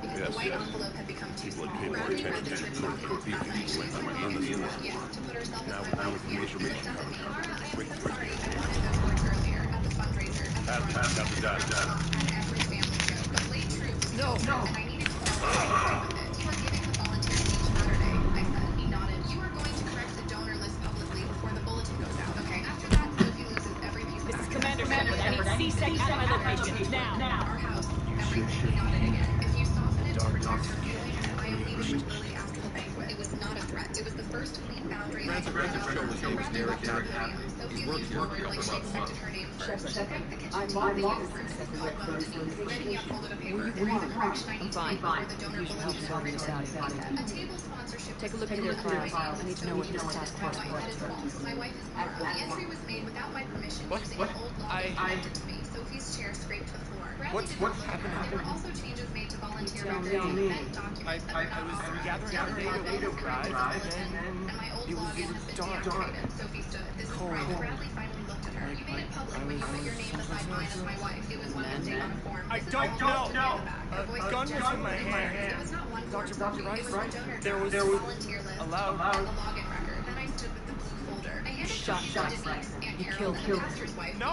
couldn't have. I'm not a murderer. I didn't do it. It wasn't me. She changed the business to the donor and blamed me. She used access someone people else. trusted her with to make me look But I would unstable, never do that. and replaceable. Sophie laughed, but it came out thin. Mara has been jealous of me for years. I looked at her. No, I've been patient with you for years. Bradley stepped away What from about the that lobby and bias beside me. How does that Not dear Sophie. Sophie. It's some kind of creature. Welcome in our home. Our field team's been tracking Or our church. that artifact came from our research for Garneau. My family He sent again. an audio log if you want to. Bradley's voice broke, but it did not move me. After everything you did, you finally got what you wanted, she said. You made him choose. I closed the book. You kept asking to be treated like his wife. I only made sure people saw the application. She left through the side door, still wearing the volunteer badge she had given herself. Denise came over 2 days later with 11 cake and swollen eyes. She sat at my kitchen table and said, I made you feel like a guest in your own marriage. I did not rush to comfort her. She apologized for the joke, for calling Sophie family in ways that pushed me out, and for believing every little concern Sophie planted about me. Mara said, Mara does not understand how close her family is. Bradley apologized too. When I told him sorry was the beginning of the end, he deleted Sophie's number, blocked her everywhere, removed her from his system, and sent one written message telling her not to contact me again. She tried anyway. First, an email to Bradley saying how humiliated he. He did not answer. I made the next letter to Denise saying she had been betrayed by the family she loved. Denise mailed it back on her LinkedIn. Sophie posted online about false wives and weak men. For once, nobody rushed to comfort her. Aunt Carol commented only, records matter, that did more damage than any speech. Bradley started calling her before I agreed to. I told him I did not understand why being admired by Sophie was important enough to rush to choose Bradley. He did not argue. In our first couple sessions, I told Bradley what I needed to feel safe. I said, I need my husband to stop telling another woman how to live her behavior harms me. Bradley looked at me. I did that because admitting I was right meant admitting I liked being admired too. But it was honest. 3 months after the banquet, we hosted Sunday dinner at our house again. I almost canceled twice. The old fear was still there. The feeling that someone might walk into my kitchen and know my cabinets better than I did. But Denise came early and asked where I wanted the things, not where Sophie used to put them. Where I wanted them. After dinner, Denise raised her glass and said to Mara, for telling the truth when the rest of us were comfortable with a lie. My throat tightened. I looked at Bradley. He looked back, not scared, not guilty, just present. After everyone left, I washed the last plate and opened the cabinet. The glass serving dish sat on the second shelf again, but this time it was there because I placed it there. The old spare key hung by the door, sealed inside a clear plastic bag with a scratched lock receipt folded behind it. I kept it not as a weapon, but as a reminder. A wife isn't paperwork. A wife is the woman who notices when the lock has been scratched, when the plate is moved, when the story has been edited, and when it is finally time to stop asking for respect and start removing access. That night, Bradley checked the drawers, turned on his penknife, and handed me the new house key inside the box. I slid it into the drawer, closed it softly, and listened to the clean click of the that belonged to me again. He does not state a destination. Pokeballs in chat.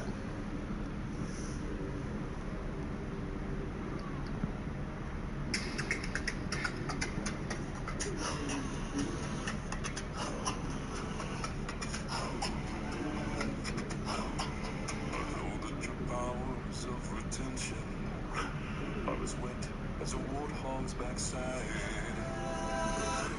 As you are, pay attention. My words are a matter of pride. It's clear from your vacant expression. The lights are not all on your stairs, but we're talking kings and successions. Even you can't be caught unaware.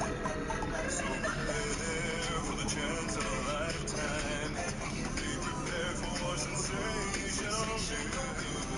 A shining new era is tiptoeing nearer. And where do we feature? Just listen to teacher. I know it sounds sordid, but you'll be rewarded. When at last I am given my dues, and injustice deliciously squared.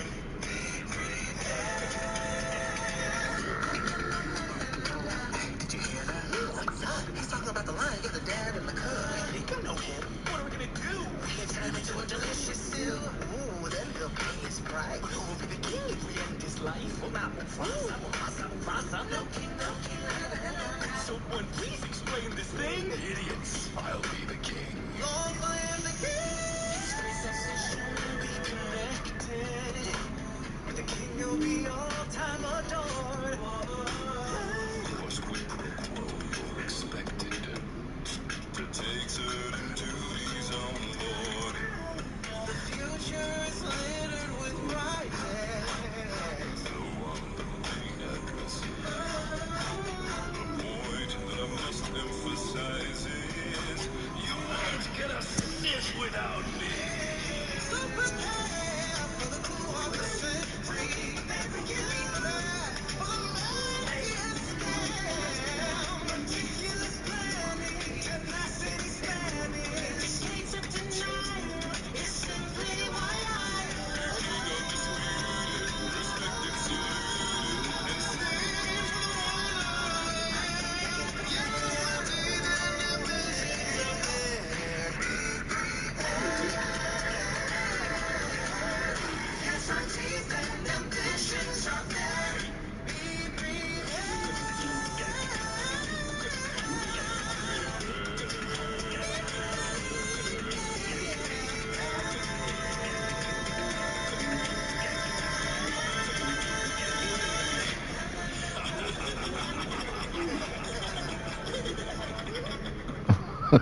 that was pretty cool.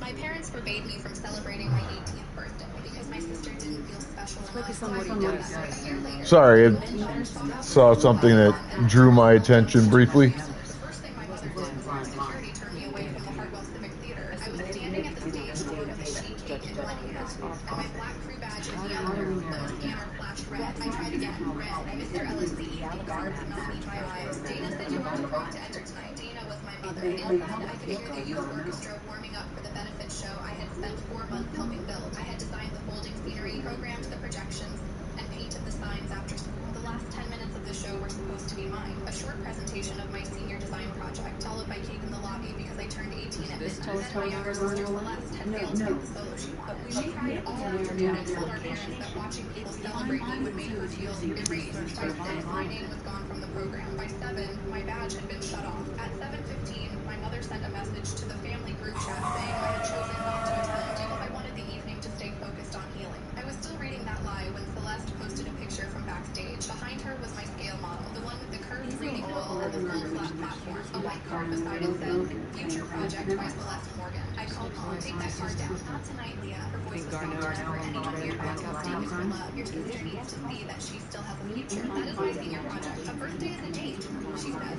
Celeste's confidence is a future. Learn the difference. Then she had my big take on the sidewalk. Open to family love future and memories. I went home before the benefit ended, packed one suitcase, my laptop, 3 work shirts, and the brown cabinet key my theater supervisor had given me. My blue design book should have been in my desk. It was not. Dad came through the front door while I was searching the closet. Martin Morgan was a contractor who could notice equipment an inch from across the room, but he looked at the suitcase as if it were too small to identify. Your mother said you might make a scene. She locked me out of my own shop. Celeste is having a a rough night. I turned one disappointment into a life decision. I asked where my blue book was. His eyes moved toward the hall before he answered, probably at the theater. That tiny pause mattered more than I understood then. I told him I was leaving. He rubbed both hands over his face so that I could not punish the family every time I did not get applause. I wasn't asking for applause, I said. I was asking you not to put her name on my work. He did not follow me to the driveway. The adult I called was Ruth Navarro, the theater's technical director. Ruth had hired me at 15 to sweep the scene shop and had started paying me for actual film work when she realized I could read plans. She listened without interrupting them,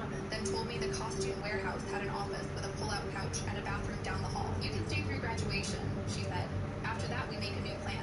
Bring your own towel. I drove there in the used hatchback I had bought with summer wages. At midnight, Ruth put a candle in a vending machine honey bun and handed me a new crew badge. My name was printed correctly. That small thing nearly broke me. My family told everyone I had left because Celeste received attention at work. Mom called me Crucible. Celeste posted about loving a sister who saw rivalry everywhere. I didn't want answer. I finished school from Ruth's office, worked theater calls, and built store displays on weekends. I would not waste my energy correcting people who had chosen the version that made dinner easier. 2 weeks after my birthday, Mrs. Avery, my drafting teacher, asked why I had withdrawn my senior project from the county student design archive. I didn't. She turned her monitor toward me. The online form had been canceled from my school account the morning after I moved out. The recovery email belonged to my father. Open Door was a portable reading stage that folded against a wall. It had quiet side panels, a built-in ramp, and an overhead light track. Its strangest feature was a crescent-shaped locking joint inspired by an old scenery cabinet in Ruth's shop. Mrs. Avery had kept the paper submission I gave her in May. Every page bore the school's date stamp. She asked if I wanted to report the account change. I looked at the empty space in my backpack where the blue book used to sit and said, keep the paper copy somewhere safe. That was my first task. I emailed Mom and Dad a plain question. Did either of you cancel my archive entry? Mom replied that I had abandoned the project when I abandoned the family. Dad wrote nothing. Celeste sent a separate message 20 minutes later. Why are you so obsessed with the school assignment? I had not mentioned which assignment. Ruth sent the messages at the work table and tapped the brass key against her palm. A locked cabinet tells you someone marked privacy, she said. A missing book tells you someone was told inside. Make copies of everything. So I did. Then I put my head down and built. Ruth introduced me to Naomi Price, who managed 3 county libraries. Naomi let me test her rough prototype during a children's program. The ramp squeaked and the light track leaned, but a boy named Owen stayed in the quiet corner through the whole reading. His mother asked when the library was buying it. Naomi gave me a list of what had to change first. For 4 months, I rebuilt the ramp, simplified the lock, and got an engineer to check the load points, and filed a provisional design application through a legal claim. I named the company Second Door Studio because the first door in my life has been locked by someone else. If you've ever had someone dismiss your work as phase while quietly watching every step you take, you know how confusing that feels. I kept wondering if protecting my plans made me cold. If you think I was right to keep building without giving my family access, leave a like or tell me in the comments. I needed that kind of outside voice then, because inside my family, every boundary I set was renamed cruelty. By spring, Naomi invited Second Door Studio to bid on 6 stages for the renovated downtown library. The city required drawings, insurance, safety reviews, a budget, and a live demonstration. Ruth made me practice until I could explain every bolt without apologizing. 3 days before bids closed, Celeste announced the Celeste Morgan Spotlight Project. Her video showed her beside a white model in our parents' garage. She said the new concept that would bring inclusive performance pods to children who felt unseen. Dad held a drill behind her. Mom called it a family answer to a community. Then Celeste touched the crescent-shaped locking joint. I watched that prototype run. The ramp should not carry the weight they claimed, but the joint was fine. So was the phrase quiet without exclusion. Even the misspelling was familiar. I had typed acoustic with 2 C's in my first draft. Your grandpacket used the same error. Mom called that evening, cheerful and tearful. I hope you can be mature about Celeste's project. Similar ideas happen in creative families. Where did she get the crescent one? Your father has built things longer than you've been alive, and the best my notebook was left her voice. Anything made under our roof was supported by us. You don't get to erase the family just because you slept somewhere else. There it was, but not all of it. I still did not know why they needed my design badly enough to risk copying it. I asked Celeste to meet me at a diner. She arrived late and kept tearing the paper sleeve off her straw. Did you take my blue book, Dad? Clear, which makes it a family resource according to Mom. I asked if she understood the safety calculations. She said their consultant did, then looked away when I asked his name. You always do this, she said. You make things complicated so nobody else can have a turn. My name was removed from my own project. That is not your turn. Her mouth tightened. Love said you would land on your feet. Why do you need every good thing to stay yours? If I survived losing something, my family treated that as proof I had never needed it. I paid for my coffee and left. Celeste followed me outside and called, you should be grateful we're making your life matter. The next morning, Naomi called. The Spotlight Project had applied for the same civic arts grant that would fund part of the library renovation. Because the 2 proposals shared unusual dimensions and wording, the review board had flagged both. Until ownership was clear, my city bid could not move forward. That was the middle of the betrayal. My family had not only copied me just for a project. They had placed my first real contract under suspicion. I could have posted everything online.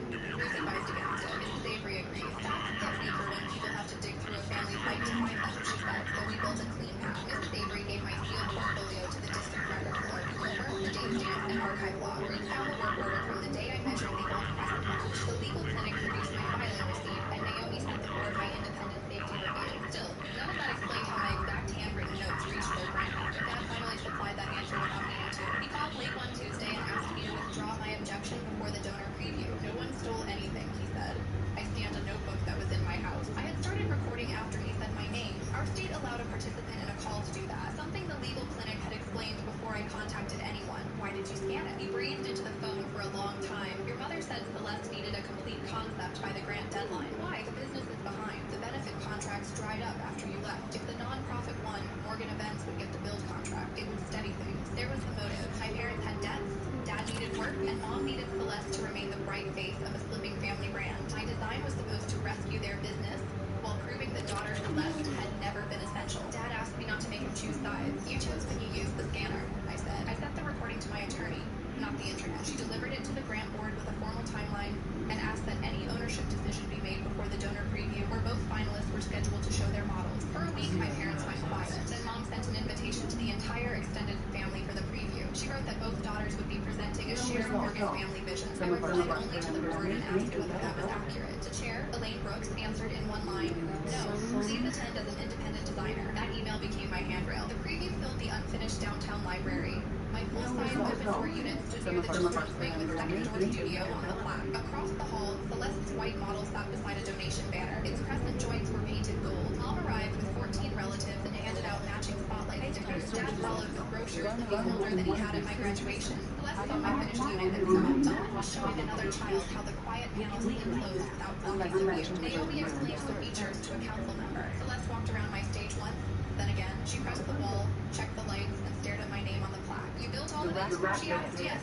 Can you add a cross-reference for locations of sightings? As if quality itself were a private insult. Before I could answer, Mom stepped between us and kissed the air beside my cheek. Smile, she whispered, people are watching. Then she guided a local reporter toward us and announced that sibling collaboration had inspired both displays. She said I handled technical details while Celeste brought heart, outreach, and vision. The reporter asked when we had decided to work together. We didn't, I said. Mom kept smiling. Leah still gets nervous about sharing data. Creative people can be protective. That was public humiliation. Reducing my finished work to a difficult daughter's technical contribution while Celeste received the verdict. I looked at Elaine. She was standing by the temporary podium with my attorney and the school records clerk. Elaine gave one small nod. I stepped away without arguing and waited for the program to begin. Elaine thanked the donors, the library staff, and both applicants. Then she said the review board had completed an authorship inquiry, prompted by substantial overlap between the proposals. Mom's stickered group stopped whispering. On the screen behind Elaine appeared the first page of my school portfolio. Stamped 8 months before the Spotlight project had been formed. Then came the archive log showing who canceled my submission. Then the scenery work order, my design filing, and the 2 grant pages placed side by side. My handwritten phrase appeared on the left. Celeste's copied sentence appeared on the right, including the old misspelling. Elaine did not play Dad's whole report. She used one approved line. I scanned a notebook that was in my house. Dad lowered the brochure box to the floor.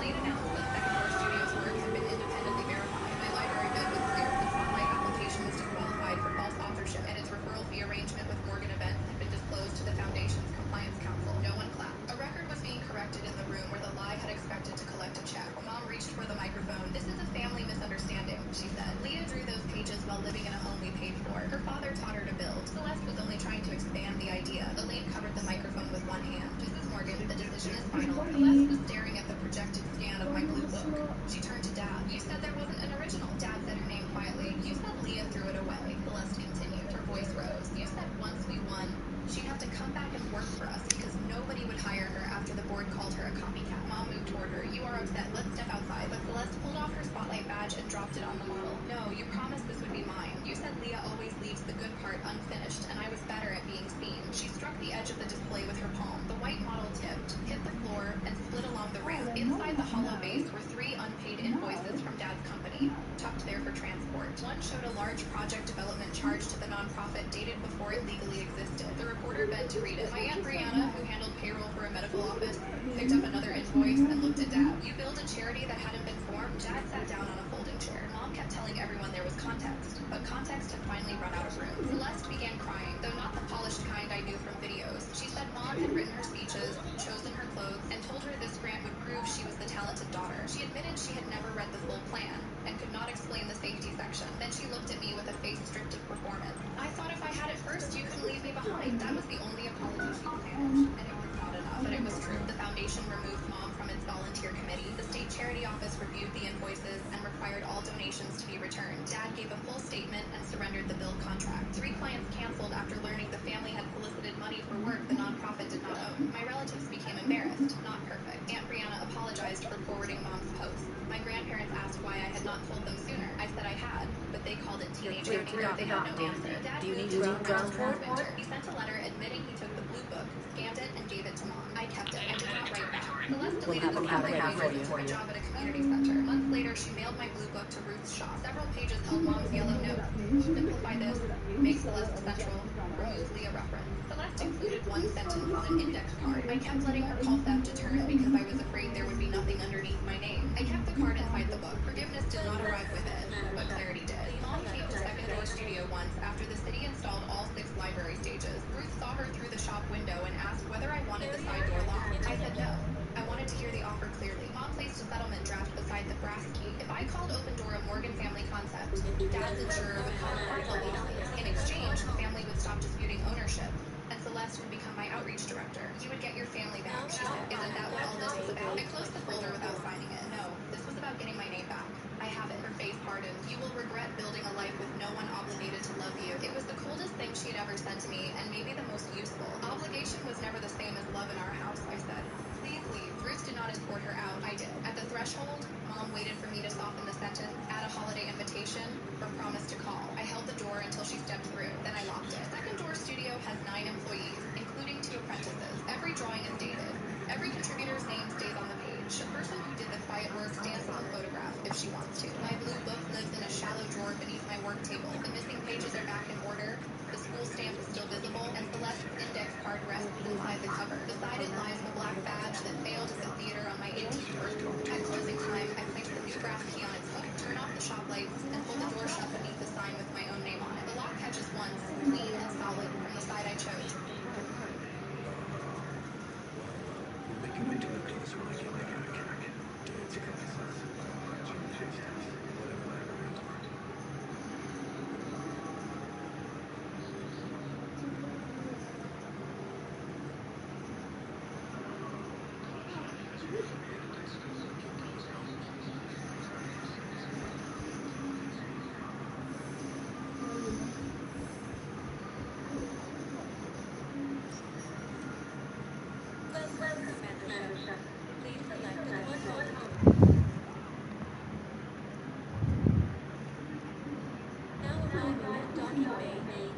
My family abandoned me on a summer trip as a cruel joke, laughing as they drove away and said, let's see if she can handle it. I never returned, and 15 years later, when they finally found me, what I had become left them completely shocked. The van did not slow down. I stood beside a closed bait shop outside Lake Wister with my backpack hanging from one broken strap, while my mother Ruth waved through the back window like she was leaving a picnic. My stepfather Aaron was driving. My stepsister Linda was filming from the middle seat. Mason, my cousin, leaned out just long enough to call, don't be dramatic, Brooke. It is only a lesson. Then the van turned onto the highway, and the laughter went with it. My wallet was in the glove box because Aaron had collected everyone's IDs that morning. My phone was in Linda's purse. My sandals were wet because Linda had shoved me off the dock after accusing me of embarrassing her. I had a damp backpack and the small brass key to my father's old lake cabin tied to a blue plastic tag. It was useless. The cabin was terrifying.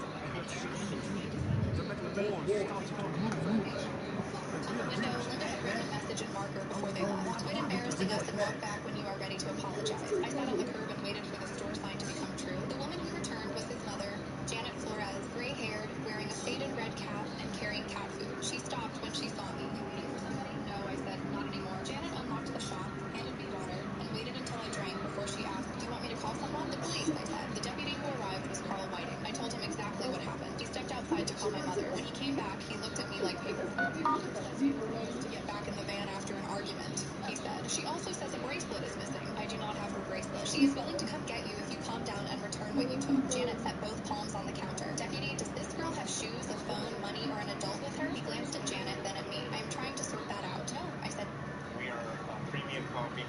that's very passionate about the craft of roasting high-quality coffee. And You are trying to make me easier. He drove me to the county office. Ruth waited there, wearing sunglasses indoors and holding a tissue she did not use. Aaron stood behind her. Linda had changed into dry clothes. Mason leaned against a soda machine. Ruth opened her arms. I stepped back. You left me, I said. You walked away from the van. Ruth said. You drove away. Aaron sighed. Nobody abandoned you. We gave you space because you were making everyone miserable. Linda smiled softly. She slipped off the dock and blamed me too. You pushed me, I said. Mason lifted one shoulder. It was a joke until she made it weird. My mother moved close enough that only I could hear her. Come home now, and we can still make this look small. That was the first time I understood she was not afraid I might be hurt. She was afraid I might be believed. I am not going with them, I told Carl. Janet came through the door holding my backpack, and you left her at my shop without money or a phone. Carl mentioned temporary placement. My mother cried then, but the tears were late and did not know where to land. I slept that night in a youth shelter with the brass key under my pillow because it was the last thing from my father that Aaron had not touched. By morning, the family story was already moving faster than mine. Ruth posted that I had run away and the family was praying for my safe return. Linda posted a cropped photo from the dock, hiding the part where her hand was on my shoulder. Mason commented, some people hurt the ones who love them most. A caseworker named Helen Marsh sat beside me at the shelter computer and printed every post, every comment, every timestamp. Do you want to respond? She asked. Then I saw my mother's newest post. We will leave the porch light on for our Brooke. We just hope she chooses love over pride. I pushed the keyboard away. No, I said, unsave it. I did not go back. It was court forms, shelter rules, bus rides, a borrowed dress for graduation, and a new lock on my father's cabin. Janet checked on me every Sunday for a year. Once she brought a small envelope with the receipt from the water she gave me that first day. Why keep this? I asked. Because dates matter, she said. People forget feelings. Paper remembers. At 18, I took my father's last name again, Boss. I studied public administration and accounting because I liked records. Numbers did not care who cried first. Deeds, receipts, and signatures told quieter stories if you knew how to listen. By 32, I was a compliance investigator for the State Community Development Office. I reviewed grants, property transfers, nonprofit filings, and cheerful applications that hid unpaid invoices underneath. I had the brass key on a hook by the door. It no longer opened my father's cabin. I knew because years earlier I had driven there, found a new gate, and read the sign where our mailbox used to be. Callaway Harbor Events. 15 years after Lake Wister, a grant application landed in my queue with that same company name printed across the top. Callaway Harbor Events and Family Outreach Center wanted public funds to expand a lakeside retreat for youth weekends, weddings, and grief support programs. The board of directors was Ruth. The property manager was Aaron. Donor relations belonged to Linda. The board secretary was Mason. The origin story the heartbreaking disappearance of Ruth's daughter during a summer family trip. My school picture was on page 3. I took the folder to Richard Bishop. I have a conflict, I said. He read the first page, then the third. This is you. Yes. Did they know you were alive? Yes. Can you prove it? Not yet. Richard closed the folder. Then you will not leave the review. I assign it to someone else. You document your conflict and do not make private contact. I know. And Brooke. I stopped at the door. Careful does not mean quiet. The new lead investigator was Teresa Wong. Sharp, patient, and impossible to charm. She requested records. The Callaways responded with glossy brochures and smiling families. Then Teresa requested the original property transfer documents for my father's cabin. The answer took 12 days. The packet included a notarized release supposedly signed by me after May 18th. According to that paper, I had waived my claim to the cabin and let my mother move it into a family development trust. My signature sat at the bottom. The B in Brooke curled wrong. The B in Boss was too wide, and the date was impossible. The day I supposedly signed it in Lake Grayson, I had been taking a college placement exam 2 counties away. Teresa read my face. Do you have anything from that day? That night, I emptied an old cardboard box onto my kitchen floor. At the bottom was a yellow envelope I had not opened in years. Inside was a certified mail receipt from a letter Helen helped me send after I turned 18. It had my address and a request for my social document. The green card was signed. Callaway, dated 5 days before she told donors I had the social. The next morning, Teresa placed the card in evidence sleeve. This proves knowledge, she said. Not the forged release. It proves she knew where to send the truth and chose where to send the lie. Now we find who helped with the paper. The first public humiliation came before we found the culprit. Callaway Harbor hosted a donor breakfast at First Grace Church because commissioners were considering support for their grant. Teresa attended as the reviewer. I sat in the back pew beside Janet because the event was public. My mother's voice filled the fellowship hall. Some wounds never close, Ruth said from a small stage. But we turned our loss into a place where other families can heal. Linda clicked through pictures. There I was again, cropped from a school newsletter. Under it were the words, help us build Brooke's lighthouse. My stomach tightened. My father used to call me his lighthouse because I read with a flashlight under blankets. Ruth had stolen that too. Then Linda saw me. Her hand froze on the clicker. Aaron followed her stare. Mason turned. My mother's sentence broke in the middle. Then Ruth smiled. Brooke, she said into the microphone, making my name sound like a miracle she owned. My baby came home. The room shifted. Chairs scraped. Heads turned. I stood because sitting made me feel trapped. Ruth walked toward me with open arms. I did not move into them. I am here as a member of the public, I said. Aaron stepped beside alongside her. You always did know how to make an entrance, Linda whispered loudly enough for the front table. Here, she picks the grand seeing others do good. A commissioner looked between us. Mrs. Calloway, is this your daughter? Ruth kept her eyes on me. This is my Brooke. She has been away a long time. We have respected her choices, even when they hurt us. She reached for my hand. I stepped back. Her voice softened into something cruel enough to pass as grief. You were easier to love when all we had was your Yo, Beast of Blood, what's up, my boy? I did. Was I wrong for refusing to hug her in front of all those people? If you think I was right to protect myself, please give this story a like so I know I'm not the only one who sees how public sweetness can become pressure. If you think I handled it badly, say so, because I carried that question home. I left before breakfast ended. Teresa leaned close on the way out and whispered, let them talk. The room is recording itself. That was the beginning of their mistake. After the breakfast, Ruth went on local radio and said I had returned with confusion and pain. Aaron emailed the state office accusing me of bias. Linda posted a candle photo with the words, when the lost do not know how to be found. Jason told the commissioner I made false claims for attention. Every line created a record. Richard reassigned final decisions to a review panel and sent Aaron a formal notice. The application clock would continue. Any missing document not produced by the deadline would count against the applicant. That was my revenge. If you want to call it revenge. Not shouting, not chasing, just deadlines, receipts, and letting people make the rules they thought would only for hours. The crack came from the old lakeside title building. Teresa found the notary on my supposed release. Linda Pierce, retired in Tulsa. Linda remembered Aaron because he brought donuts and called everybody sweetheart. She did not remember me. The notary journal for that Private negotiations will get you nowhere, I have no time.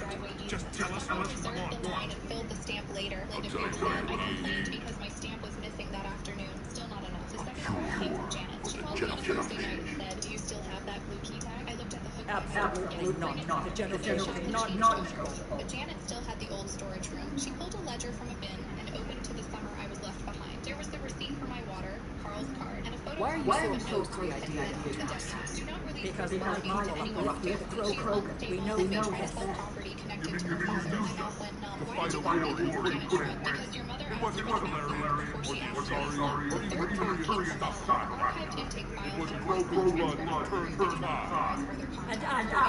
if she means to live like a stranger. The generation was the only way to keep your urges in check. I read the transcript in Teresa's office. Delegation But the paper made her fast. I used to think she was weak. Then Aaron pushed and she followed. Teresa won. I think she was speaking the truth. Did not come We have to do one thing. Aaron's company had leased a printer from a All they know is it's all they wanted them to Most know. people forget printers have memory. Your people should have done She subpoenaed the archive after noticing the supposed release and a faint vertical line. That's precisely my point, Commander. We need no rationale. Return to control and desperation. It's the same mistake you're about to make today. No good will come from curing the generation. The Krogan made their mistakes. The generation's gone on and on. Missing from the recorded copy. Ruth gets enough to leave. If she refuses, we wait until she is out of the car. The motive finally had a shake. It was 1,000 years of death. The late my father left me was a missing piece in a parcel I wanted for an event. Whether or not they deserve the number is academic would take years. If I looked unstable and voluntarily gone, they had a story. If it was tragic enough, it could become a brand. They did not abandon me because I ruined a vacation. They abandoned me because I was about to learn something they wanted. The county hearing happened in a school. He was on my mind. On the right sat Teresa, Richard, Janet, Helen, an attorney general's representative, and me. Aaron said the crime review had been poisoned by a personal vendetta from a troubled woman who never left. Then he said my name. Her boss has spent her life punishing this family for one teenage misunderstanding. Teresa rose with a binder and a laptop. The review panel is here for eligibility. Where did you get this? Public funding It could be a fact. Teresa displayed the certified mail papers. Those are all Marco. They're immune to the genocide. You're going to give that back. Delegation, this is true. Ruth did not look back. How long did you feel last alone because if you don't help, that's that on the left side was the notary journal, the blank lines, the missing stamp window. What's it going to Teresa clicked to the printer service block. The field are being at one of our SMG cases. If she refuses, we wait until she is out of the car. The auditorium broke into little sounds first. A chair legs scraping. A woman's paper shifted. Then came the hush of people realizing they had clapped for the wrong story. Stood halfway. That is private family language taken out of context. Pokeballs out. This will take time. It happens now. As a council inspector, Shepard oversees the exchange. Her own words filled the room and What's left going her on? soft to stand. The commissioners suspended support for the grant. The state froze the I application. won't forget the commander. Opened an A bully investigation. with his County friends reports flagged the means cabin he transfer. knows. A church elder removed Ruth from the outreach committee that week. Linda posted nothing for the first time in years. Mason lost his county contract. Aaron's development license was suspended pending review. Ruth's charity account was frozen. The big sign at the gate came down 2 months later. The legal part took longer. There were settlements, penalties, amended deeds, and one plain letter saying the cabin transfer was invalid because of fraudulent documentation. I received the value of what was taken, plus the right to decide what happened to the remaining original structure. Aaron sent one email. You got what you wanted. Was it worth destroying your own family? I printed it, put it in a folder, and did not answer. Ruth sent a letter through a pastor. It began with, "My dear Brooke," and used the word misunderstanding 6 times. She said mothers make mistakes when they are afraid. She said she had always loved me in her way. I read it at my kitchen table with the brass key beside my coffee. Then I folded it back into the envelope and wrote one sentence across the front. Love that needs to be missing is not love. The last time I saw my mother was at the cabin. By then, the venue company was gone, and the property was being transferred to a nonprofit that ran summer programs for teenagers aging out of foster care. I chose that because I know what a locked door can do to a kid with nowhere clean to stand. The old cabin sat behind the newer event hall, smaller than I remembered, with a porch leaning left. The county representative handed me the temporary key, but I took out my father's brass one anyway. It did not fit anymore. Still, I pressed it to the lock for a second. Ruth stood near the gravel path with a pastor and a lawyer. "Brooke," she said. I turned. For once, she had no microphone, no donors, no folded tissue, no crowd trained to feel sorry for her first. "I was wrong," she said. "I waited for the rest. There was always a rest with Ruth. I was afraid of losing everything." I nodded once. "So you chose me?" Her mouth trembled. "I chose badly." "No," I said. "You chose clearly. I am your mother," Ruth said. I looked at the porch, the old boards, the place my father taught me to bait a hook and read storm clouds. Then I looked back at her. "You were," I said. After the transfer, Janet and Helen came to the first open house. Richard brought donated laptops. Teresa sent binders with a note that said, "Paper still remembers." The teenagers painted the old cabin door green. One of them asked about the brass key around my neck. "It used to open this place," I said. "Does it still?" I watched a girl carry towels inside. Another teenager laughed on the porch, young and loud and safe. "In a way," I said. "I still investigate grants. I still read the fine print before I trust the brochure. I still keep copies. My family found me after 15 years because they needed the world to keep believing I was lost. What they found instead was a woman who had learned exactly how lies travel, how signatures betray hands, how dates refuse to move, and how a quiet record can outlive the loudest performance. Now, on the first weekend of every summer, I drive to the lake and unlock the program office before the buses arrive. The brass key does not turn the lock. It hangs at my chest while the new key opens the door. Inside, the old blue tag from the bait shop sits framed on the wall beside the certified mail card and a simple printed line. "Dates matter. Paper remembers." I straighten the frame, switch on lights, and leave the door open.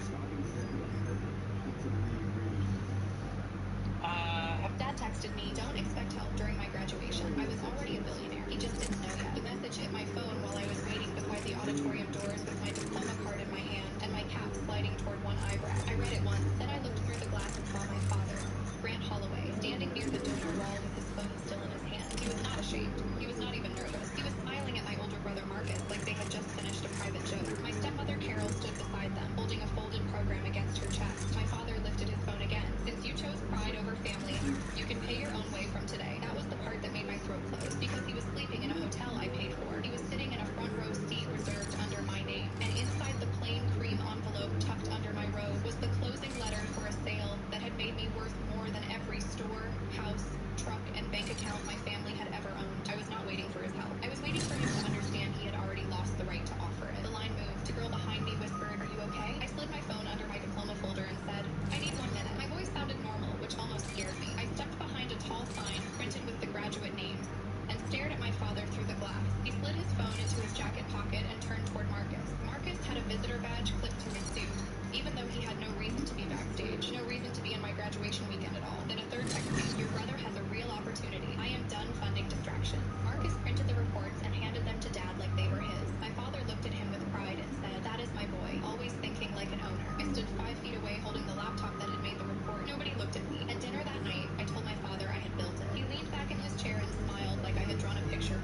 That is cute, lady. Cute. Not smart, not useful, not worth asking about. My father owned Holloway Hardware, a chain of family stores across Pennsylvania and New Jersey. Marcus was the chosen heir before he could even spell inventory. He got the summer shifts, the vendor lunches, the trade shows, the firm clap on the shoulder when contractors walked in. I got told to smile at customers. My father did not even open the full file. Lady, he said from behind his desk. Real business is trucks, stock, payroll, and people you can look in the eye, not dashboards and little alerts. Marcus laughed from the doorway. My father softened, which made it worse. You are bright, he said. But bright girls can waste years chasing things that do not hold weight. I closed my laptop. That was the night I stopped trying to make him believe in anything unfinished. By graduate school in Boston, the tool had a name. I built the first version in library corners and cheap rented rooms. I worked support calls, slept beside my lab because whenever investors called the market boring, I needed proof that boring could keep somebody's lights on. I bet the girl there was right into the chain complex. She watched my presentation from the back row, then cornered me near the coffee table and said, "Your product is stressful, pricing is weak, your handwriting is messy, and if I you still keep don't trust someone those will days. steal your room." That was Lena. No sugar. Clean cut, straight to the truth. We signed pharmacies first, then bakeries, then small clinics, school districts, machine shops, and family stores that needed help before emergencies became invoices. Then Medicart called. Medicart was a private grocery locations across the Pacific Midwest. Their procurement chief, Patricia Voss, had heard about us from a bakery owner. She sent us a few messy vendor lists and said, "Show me what your system really cares about." Lena and I worked together. It also found Hi, Mystic. Patricia called us on a Friday night and said, "I dislike being impressed. It makes me feel late." The pilot became a contract. The contract became the proof. The proof became the work. I invited him because some foolish part of me wanted him in the room when the world said the thing he never could. I did not invite my father brought him anyway. I saw them the night before graduation and dropped all their offers and listened to drink like the weekend before. Surprise, my father said. Your brother has money. Close enough. At dinner, Marcus talked more than anyone. He described a new pharmacy he was building for independent stores, vendor evictions, delivery warnings. We have my phone stopped halfway to my plate. What is it called? I asked. Stock Ridge, Marcus said. Like your real version tied to the Carol looked down at her napkin. My father cleared his throat. Lady, do not make this uncomfortable. I asked a question and he answered. Still in the dress I had worn to dinner. I opened my laptop and checked the guest access. There it was. My father's email had opened a redacted brief. We only found out about it a few moments ago. A local bank friend wanted to understand what I did. It did not have code or contracts, but it had language, customer examples, and enough structure for Marcus to pretend. I sat on the floor with the blue binder beside me. It's hilarious to tell the the one Marcus had taken credit for. Behind it were the understand. No matter what some politicians say, sympathy and my father to see until it looked useful. I should have cried. I am not standing near the family insist that broken remains are gone. Big day. In his dad says you get emotional about things. And if we insist otherwise, you'll have another war on your hands. Dad said. Lady has the academic side. Together they could build an experience together. Words at the back of my neck like a hand. The man smiled at me. Your father was telling me about the family venture. Very exciting. My father put his hand on my shoulder and said the things that only I could hear. War on everyone's mind. He wrote today, you are either useful to this family or you are decoration. I looked at it. It's a Yag. Careful! Watch the containment shield! Carrying that sentence, the wonder and ingredients alone nobody else knew matter. If you have ever had your own family turn your biggest moment into a stage for someone else, tell me honestly if I was wrong for staying quiet first. I never understand why I wanted evolutionary time. More cost manipulation and because I wondered that while I was watching the ceremony began. Names rolled through the air. My father sat in the front row between Marcus and Carol, listening while Lena spoke about innovation. My phone buzzed inside my sleeve. Lena, press release goes live soon. Breathe, then walk. I typed back one word. Ready? Then an unknown number sent a photo. It was a printed page on hotel stationery titled Stockbridge Strategic Read. 3 paragraphs were copied almost word for word from an the message on the I'm aware of your father left this in the kitchen on their own accord. They were ignored by others and found them untouched. We brought them here to stabilize my condition. Timestamp room number. So arrived because a hotel employee had a good memory and I'd like to see them. I forwarded both photos. Of course. I'll need lower level than give me a few minutes. I'll meet you near the elevator. My father never understood that quiet did not mean empty. Quiet was where records gathered. My row stood. We were led toward the side steps. At that exact moment, the press release went live. I knew because phones started lighting up across the auditorium. Yep. To be completely honest here, inflicting the genophage is akin to a war crime. Who gave the order? Our superiors, mental health. But they're gonna kill the genocide. Everything we've done is done.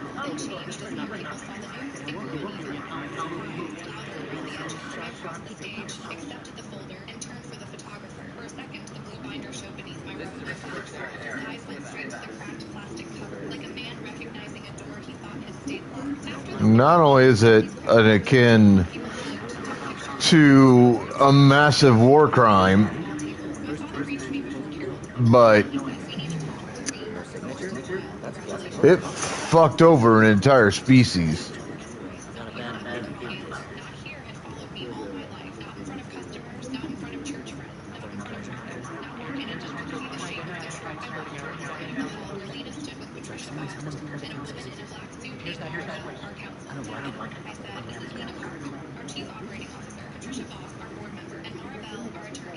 Commander Shepard, it's Major Carey. I've heard you. Good to see you again. Sounds like you're taking a look. Yes, you and me now follow my mission. Hold the line. You saved my day. How'd you get those funds in space, Major? I left the team on the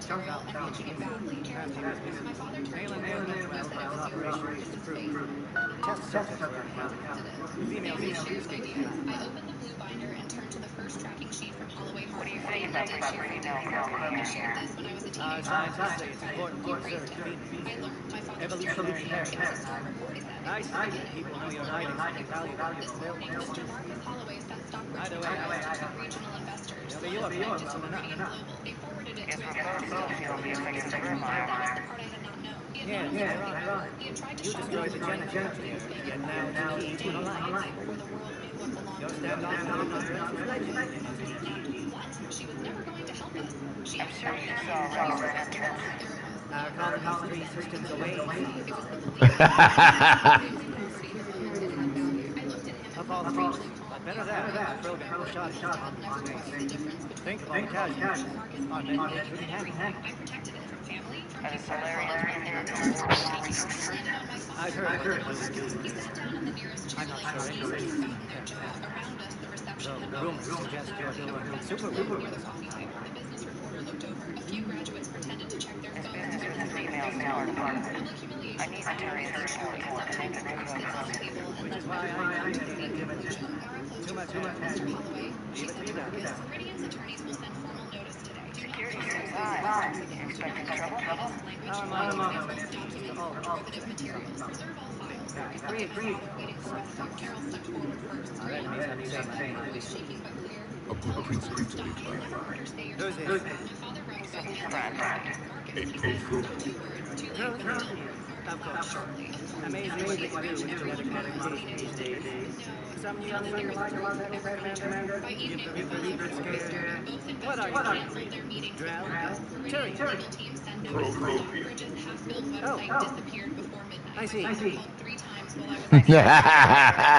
was Likewise. And Commander. I saw more than I Regardless of what you want to do this side, you can count on my support for taking care of you. The next morning, my father came to my apartment. The doorman Consider it my way of turning the faith. downstairs, holding a It would blue be an binder. honor if I could find you again.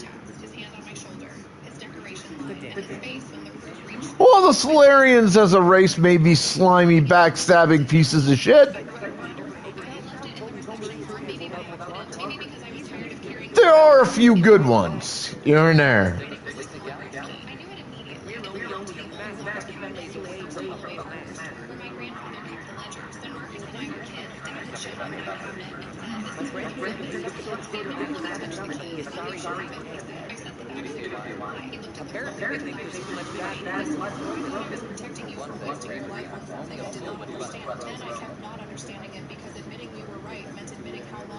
Pokeballs out.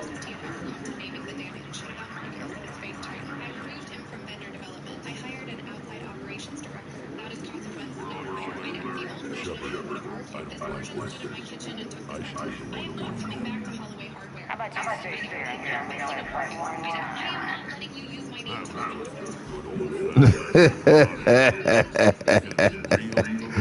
Hey, Adidas.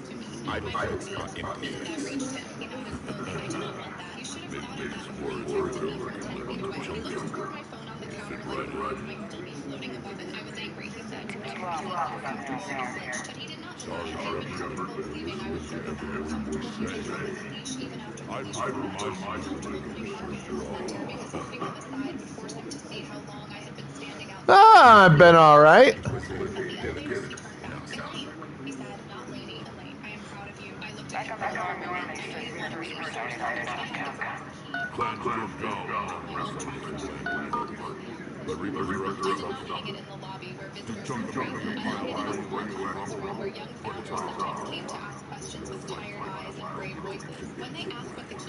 And that's exactly what it would take. We're programmed. We're ready. You can never... I'm on 3. They weren't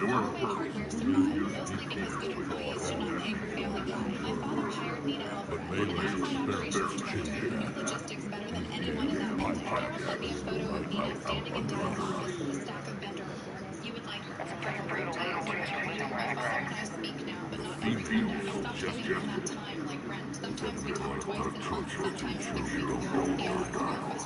About 3 weeks on 2, 2 weeks on 1, so about a month and a half, give or take.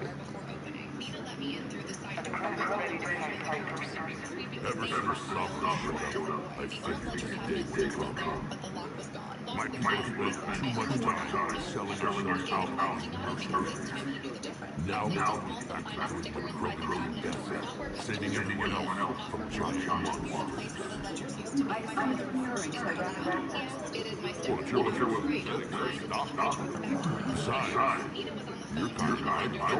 You should. The games are fantastic. And I would get the 4th game too, Andromeda, since you can play all 4 of them.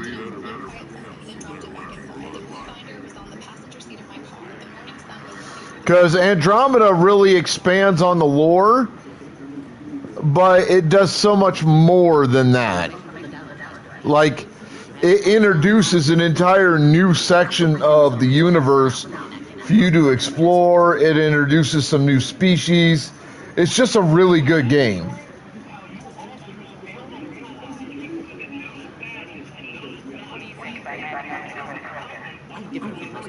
The reviews are bullshit and based on fan outrage, quote unquote, that in all reality doesn't really fucking exist. They're just pissed that Andromeda wasn't another copy paste of Mass Effects 1 through 3. They're just pissed for the most part that Andromeda was something completely new that interjected new fucking life into the series when it needed it most. So I would not trust those reviews. Because this game kills the fucking story that you've been living from Mass Effect 1 to Mass Effect 3. There's really not a lot that it could do with the storyline once this game's story is over. There's just nowhere else to fucking go with it.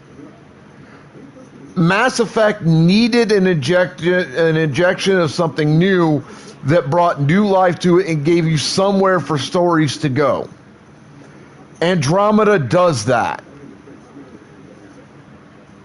And people can sit there and go, oh, I don't like the characters, I don't like the setting, I don't like that you don't play a Shepard anymore, and this and that and the other goddamn thing. They're full of shit. It's like people's hate for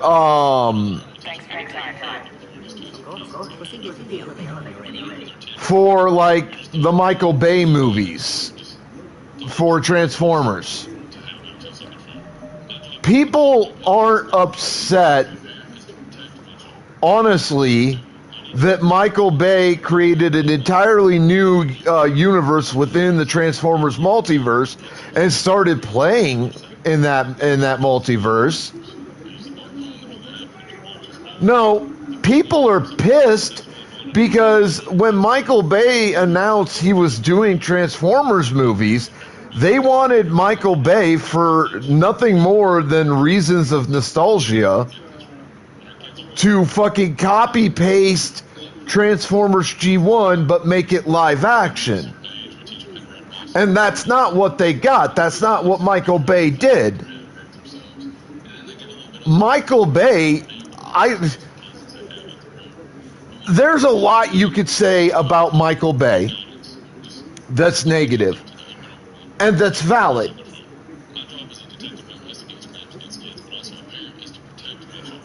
I will give you that much.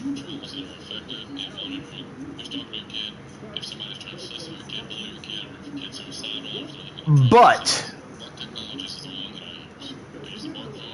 the Bay former movies were fantastic.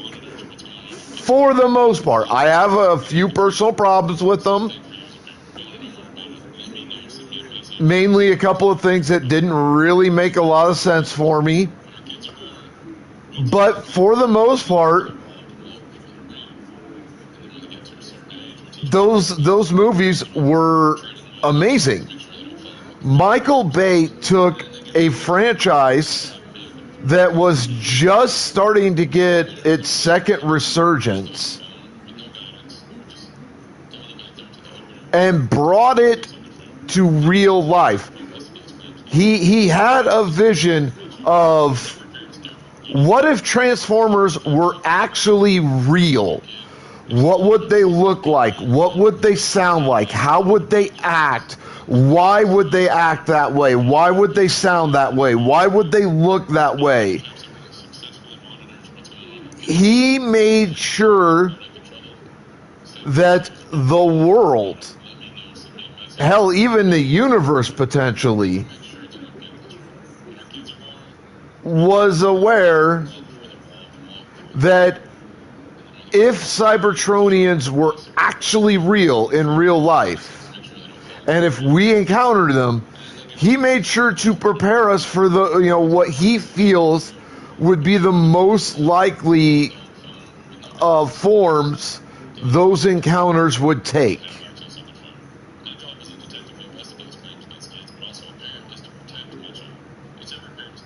And I appreciate that from Michael Bay. I really do. I like the storylines. I like the fucking looks. I like almost everything about the Bayformer movies. But fans got pissed at him because it wasn't a IRL copy-paste live-action G1. Fans got pissed because it went its own fucking way. It didn't really rely on anything Transformers that had been done previously. And I know that's why fans got pissed. Because I've talked to a bunch of those so-called fans.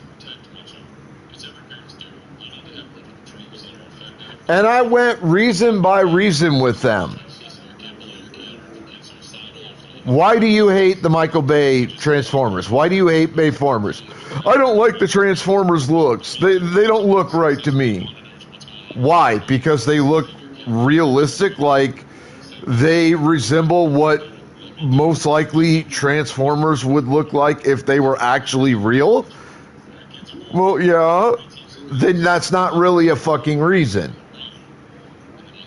Well, they brought in the Dinobots in a weird way. No, actually, the way that the Dinobots were brought in and the story that was used to bring them in was actually pretty fucking solid.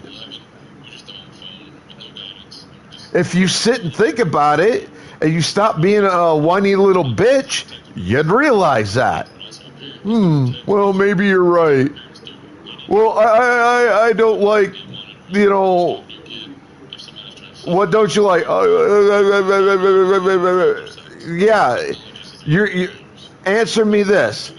Tell me, the real reason you're pissed about Bayformers, does it possibly have something to fucking do with the fact that what you thought you were going to get, even though Michael Bay made it pretty clear that you weren't, was you wanted a live action copy paste of G1.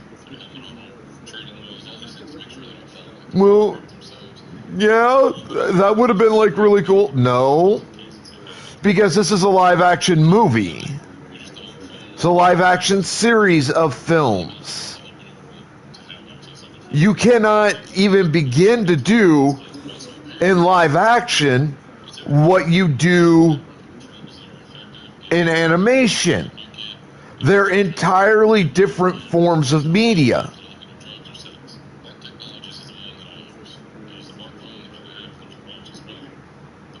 Also, what most so-called Transformers fans forget, at least when it comes to the Michael Bay Transformers movies, is, like I said, it's been made clear basically from shortly after G1 debuted, they started doing comics on it, that Transformers is a fucking multiverse. It's always been a multiverse. It will always be a multiverse. And part of the reason it's a multiverse is so that you have the room to tell a variety of stories in a variety of different ways. Oh yeah, Transformers is absolutely a multiverse, just like Marvel, just like DC. Just like a lot of things that are out there today for fandoms. It is absolutely a multiverse. For example, there are, between Japan, the comics, England, and America, there are about a dozen shows and comics and games that go into the G1 level of the multiverse. Then you have Beast Wars and Beast Machines and Beast Wars Neo and Beast Wars 2, which are similar to G1 but don't actually sit in the same time frame. They're not part of the same level of the multiverse. They're their own level of the multiverse, where future events went quite a different path, and that path also led to past events happening the way they did. It's a weird paradox. It doesn't make a lot of sense, but it works. So those are their own thing, along with like associated comics and games. Then you have the original Transformers Robots in Disguise show, or as it's now known, Transformers RID. That is its own multiverse, its own universe in the Transformers multiverse. Then you have the new Transformers Robot in Disguise show. That is, again, its own level of the Transformers multiverse, its own universe within the Transformers multiverse that goes with the Bayformers movies and Transformers Prime and Transformers Prime Predacons Rising. All that goes together. Then you have the Unicron trilogy, which is its own level of the multiverse for Transformers. You have the new Transformers Energon series in comics, which is its own level of the multiverse. See, the thing is, it's all canon. There is no one singular specific canon that ultimately defines all things Transformers. There just isn't. It doesn't fucking exist. It just fucking doesn't exist. Just like with Marvel Comics and DC Comics, there is not an actual singular overall canon. There just isn't. Because they are multiverses. That is how a multiverse works. Each level of the multiverse, each individual universe of said multiverse has its own canon that is specific to that level of the multiverse. Now, what Transformers doesn't tend to do, that Marvel and DC does tend to do, is Transformers doesn't really focus on a singular level of the multiverse to the mostly to the exclusion of all others. It gives equal weight and equal authority to basically all levels of the Transformers multiverse, allowing them all to shine to the best of their abilities at any given moment. But DC and Marvel and many other things that happen to be a multiverse don't do that. They tend to focus on a specific level of the multiverse, and that's the main universe. Transformers doesn't really have a main universe out of the multitude of their multiverse. So all universes are main universes, which means that all universes are equal.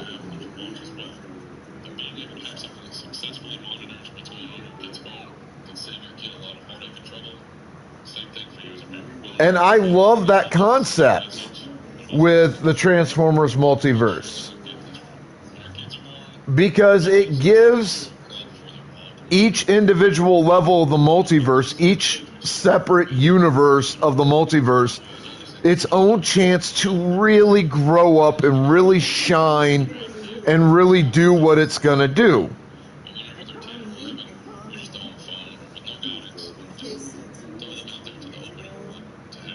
So Transformers takes both a very similar but a very different path to how it presents its multiverse.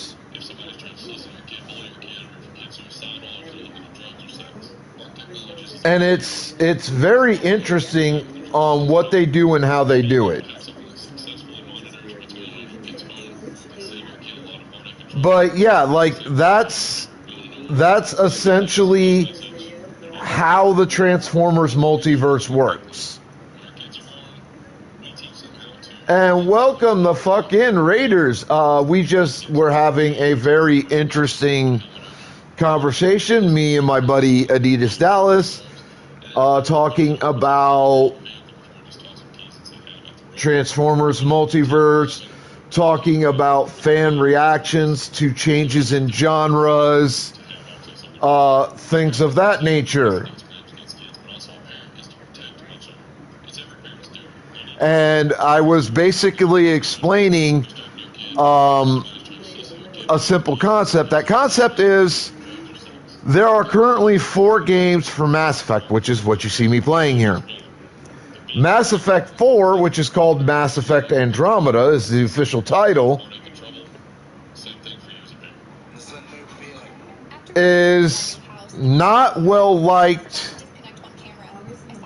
and has been review bombed very poorly by the so-called fan base. And when you break it down, it comes down to the same reason why, like, the Bayformer films are quote-unquote hated by the fan base for Transformers. Why the Michael Bay Ninja Turtles are not as well liked by the so-called fan base as other variations of the Ninja Turtles. And why a lot of franchises that, you know, at some point end up having to go a different direction than what they had been going previously, end up catching hell from the alleged fans of the franchise. It all comes down to one thing in the end, if you break it down to brass tacks. It's all because when they start going in these new directions, fans were expecting a copy and paste of what came before. And when they don't get that, when they get something new, when they get something unfamiliar, they hate it. Because it's new, it's unfamiliar, and honestly, humanity just has a naturally inbuilt problem with anything that we are not familiar with. We're usually scared and frightened and angry about it. It's our natural, biologically built-in reaction. But see, that's the problem, Dallas. That in and of itself, when it comes to a franchise, is a fucking problem. Because at some point, you are absolutely going to take things with that franchise to a point where you just cannot go further with it. Perfect example is Mass Effect 3. Again, Mass Effect 3 just wraps up the entirety of the story that you've been playing for 3 games and ends it so thoroughly that there's really nowhere else to go with that story. You basically cut off at the end of this game pretty much any ability to expand further on the stories that were told in Mass Effect 1, 2, and 3. The franchise got to a point where it simply could not go further if it continued as it was. It needs Andromeda. It needs what Andromeda brings. It needs that newness as a revitalization of the story. And maybe, just maybe, and I really think this is the truth, I believe if they continue for an extended time with the stories in Andromeda, that at some point that will open up new avenues to tell stories in the section of the universe that Mass Effects 1 through 3 are set in. Because Andromeda is not set in the same area of the Mass Effect universe that Andromeda is. Like, Andromeda is in an entirely new section of the universe.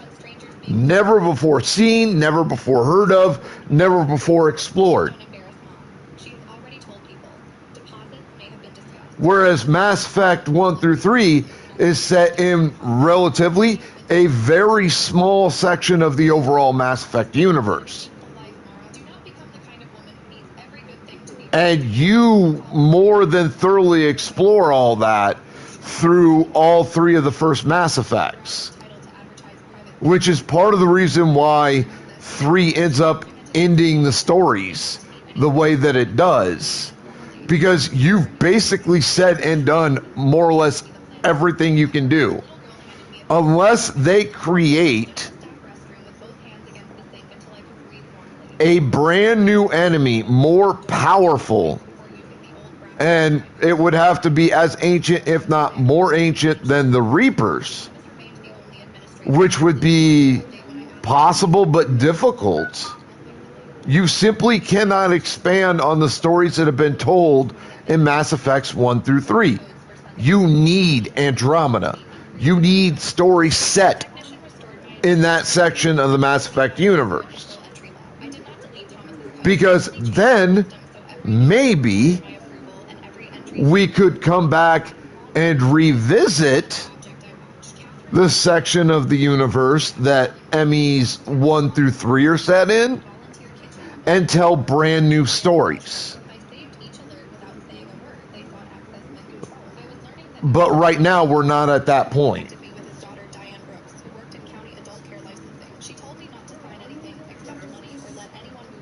And when you play through, you'll understand. And as to your comment about a new game with like the same elements, that's what Andromeda was.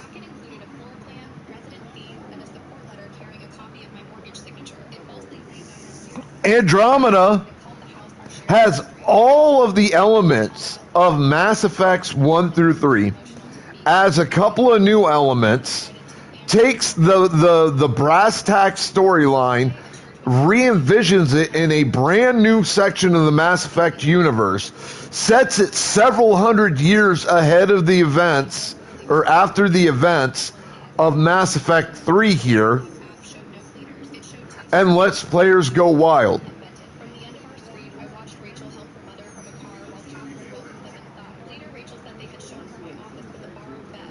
Like, and it even brings in all the races, basically, all the major races that we met in Mass Effects 1 through 3. We get the Asari, we get the Solarians, we get the Krogans, we get the Turians, we get humanity, we get, I believe there were some Batarians in there. I think we saw some Vorcha, if I remember correctly. We see Hanhar. Like, we see all of the races that, or almost every race that we see in Mass Effects 1 through 3 are represented very heavily in Mass Effect Andromeda. So it's not like the game devs who did Andromeda weren't trying to appeal as heavily as possible while sticking to the formula of creating something brand new in Mass Effect. It's not like they weren't trying to appeal to the fans, the older fans who had played 1 through 3. They were. They absolutely did their best, and I think they did a wonderful job with it. But fans are going to be fans, and some of them are going to be dicks and just be like, well, it's something brand new, so I just don't like it because it's something brand new. It's not a repeat of exactly what we've had before in the first 3 games. And that's why Andromeda got poor reviews, because fans wanted exactly what we got in Mass Effect 1 through 3. They didn't want anything new. They did fucking understand that Mass Effect 4 needed to be brand new, needed to introduce new stories, new enemies, the whole kit caboodle, to revitalize the franchise. Because if it didn't, this franchise would be dead at this point. There wouldn't even be talk of a 5th game.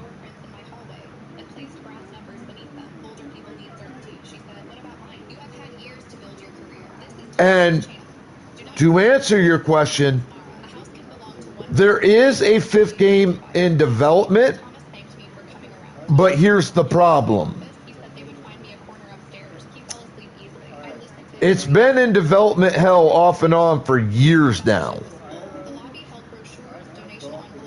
Some of that had to do with the negative reaction so-called fans had to Mass Effect 4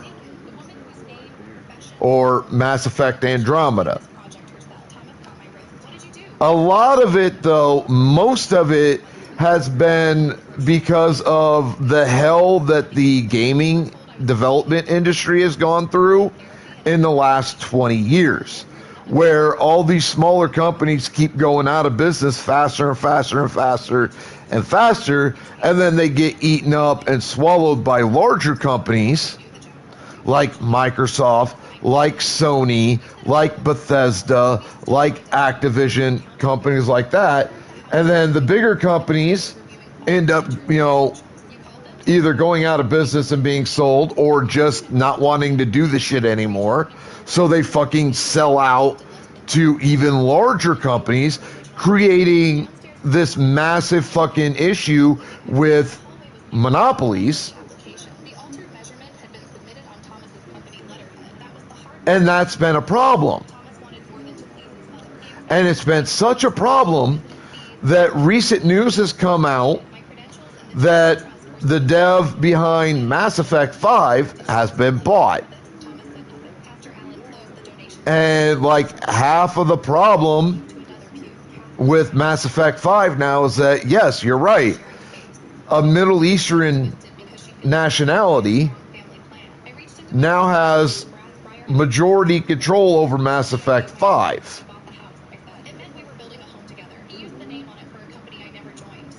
Which is most likely going to cause yet more delays in the development and then future release of Mass Effect 5.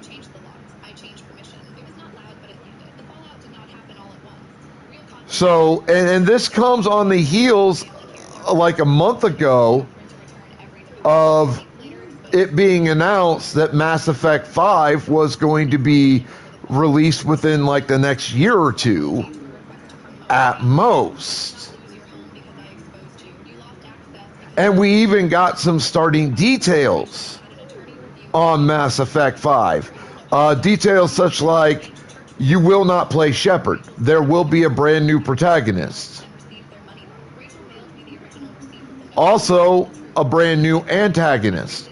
It will be set between the events of Mass Effect 3 and Mass Effect Andromeda.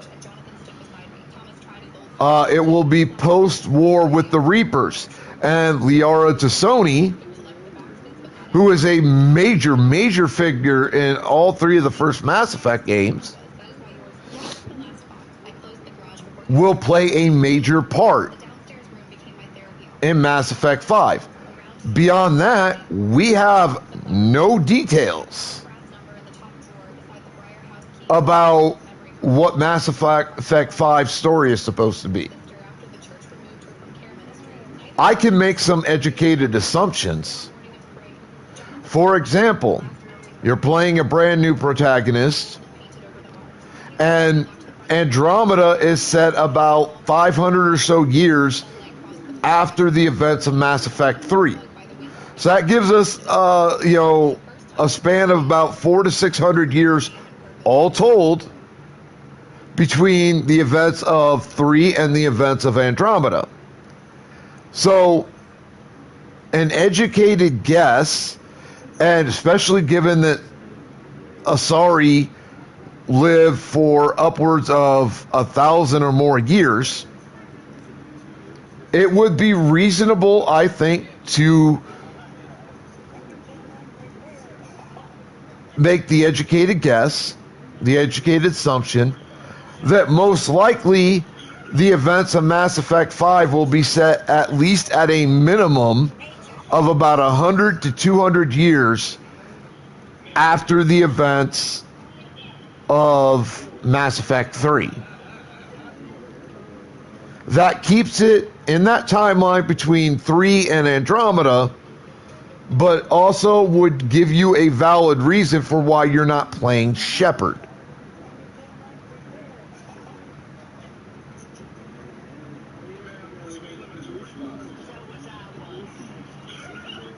I'm also going to guess that there's a fair shot you may actually play as Liara throughout most of the game.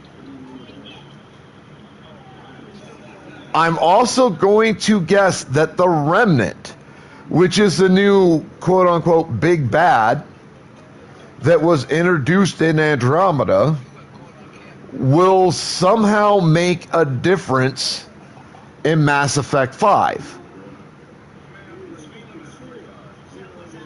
We also know that Mass Effect 5 is going to have something to do with a substance called dark matter. Now, dark matter is kind of sort of mentioned throughout 1 through 3. I think it's discussed a little bit in Andromeda. I don't remember. But it's a known substance, but it doesn't seem to be a common substance. So, based on that knowledge, I think it's fair to assume that whoever the antagonists are in Mass Effect 5 will have to do very heavily with dark matter. And that connection to dark matter will create a situation that threatens potentially the entirety of the Mass Effect universe.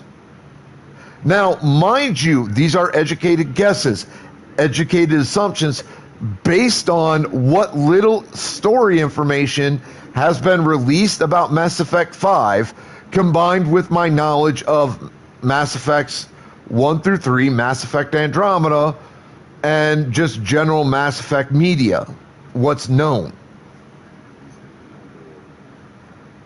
I cannot say that I'm right, that my educated guesses, educated assumptions are correct. I don't know. I don't have a lot of information really to work on to try to decipher what the Mass Effect 5 story will be. All we know is that Shepard is mentioned, but not really featured. You don't play as Shepard, and Liara is one of the main characters. That's not a lot to go on, combined with this whole thing about dark matter, which we still don't know a great deal about in Mass Effect.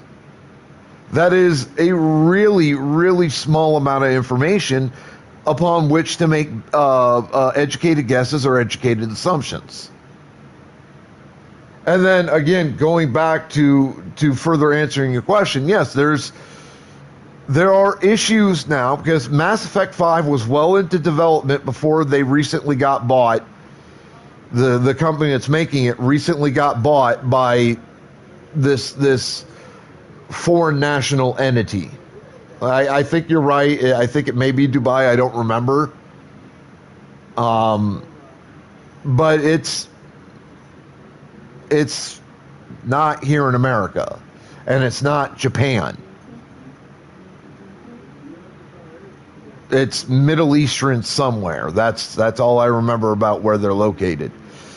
And there are a lot of issues like with cultural differences and things of that nature between the company that bought the game devs making Mass Effect 5 and the game devs that are making Mass Effect 5, which could result in some pretty heavy script rewrites and shit like that, which will take a great deal of time to implement and do all the stuff that needs doing.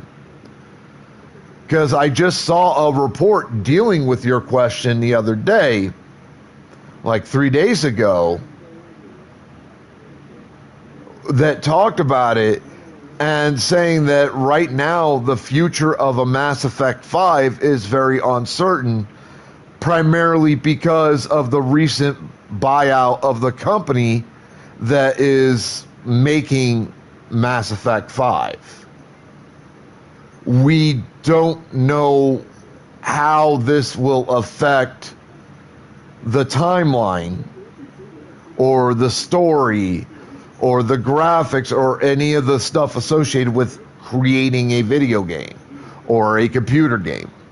We are not cognizant of any even semi or pseudo factual information on how this will affect everything overall with Mass Effect 5. Matter of fact, if I remember correctly, there was a recent shakeup with Bethesda making Elder Scrolls 6 that I remember hearing about. And I remember hearing about some major hiccups that happened with the development of GTA 6 as well.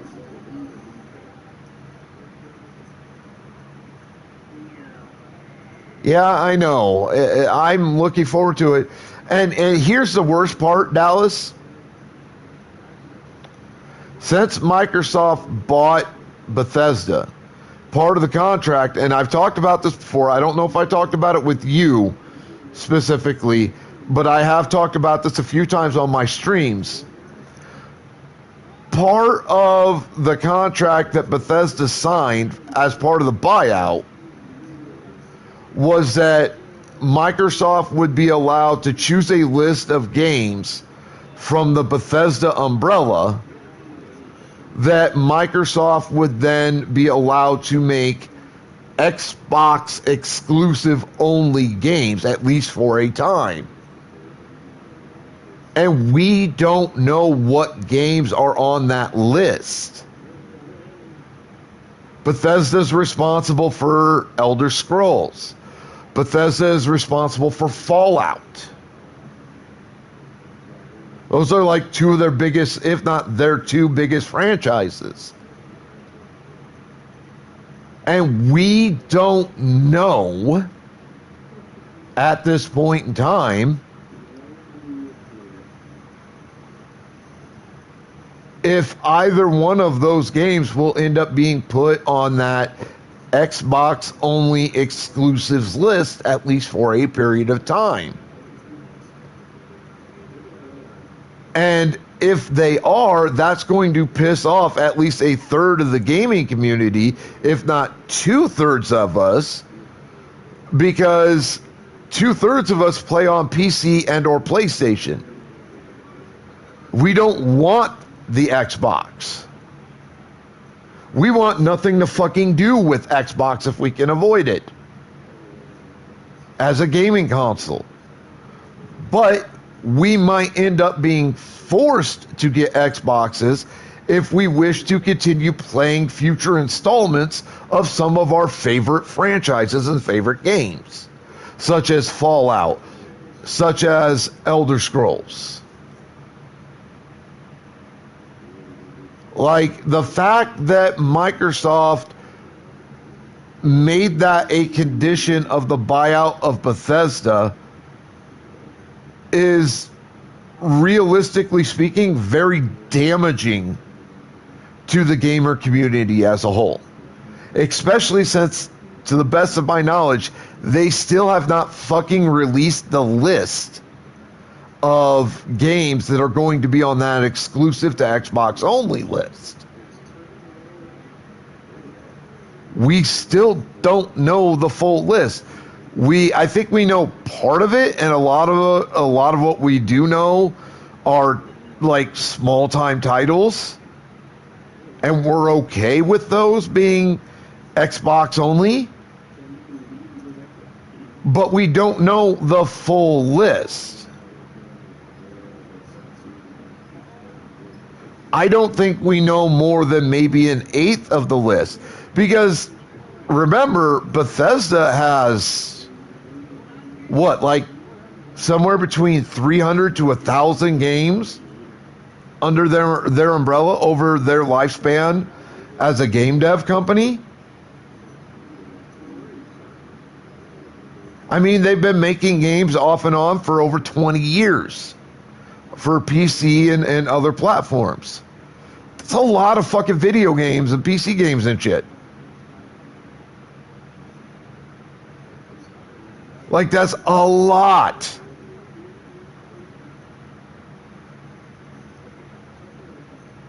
So this is a concern within the confines of the gamer community, that we don't have this knowledge. And Bethesda was bought by Microsoft like years ago now. They've been under Microsoft now for at least 5 to 6 years at a bare minimum, because that buyout happened right about the time I moved out of the town I live in for a short time before I came back. So it'd have to be at least 5 or 6 years at this point.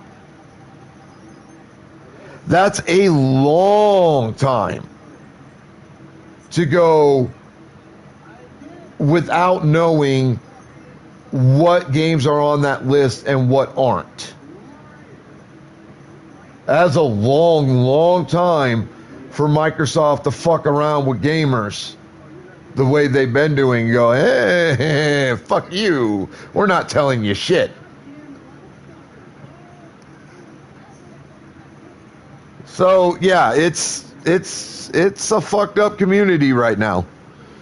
And we don't know where it's going or why it's going to go there. Like, we really don't know shit. But all that said, before my slot on Cat Express fully goes out, I do need to get up, go grab some coffee, use the restroom real quick. I'll be right back. Hang tight.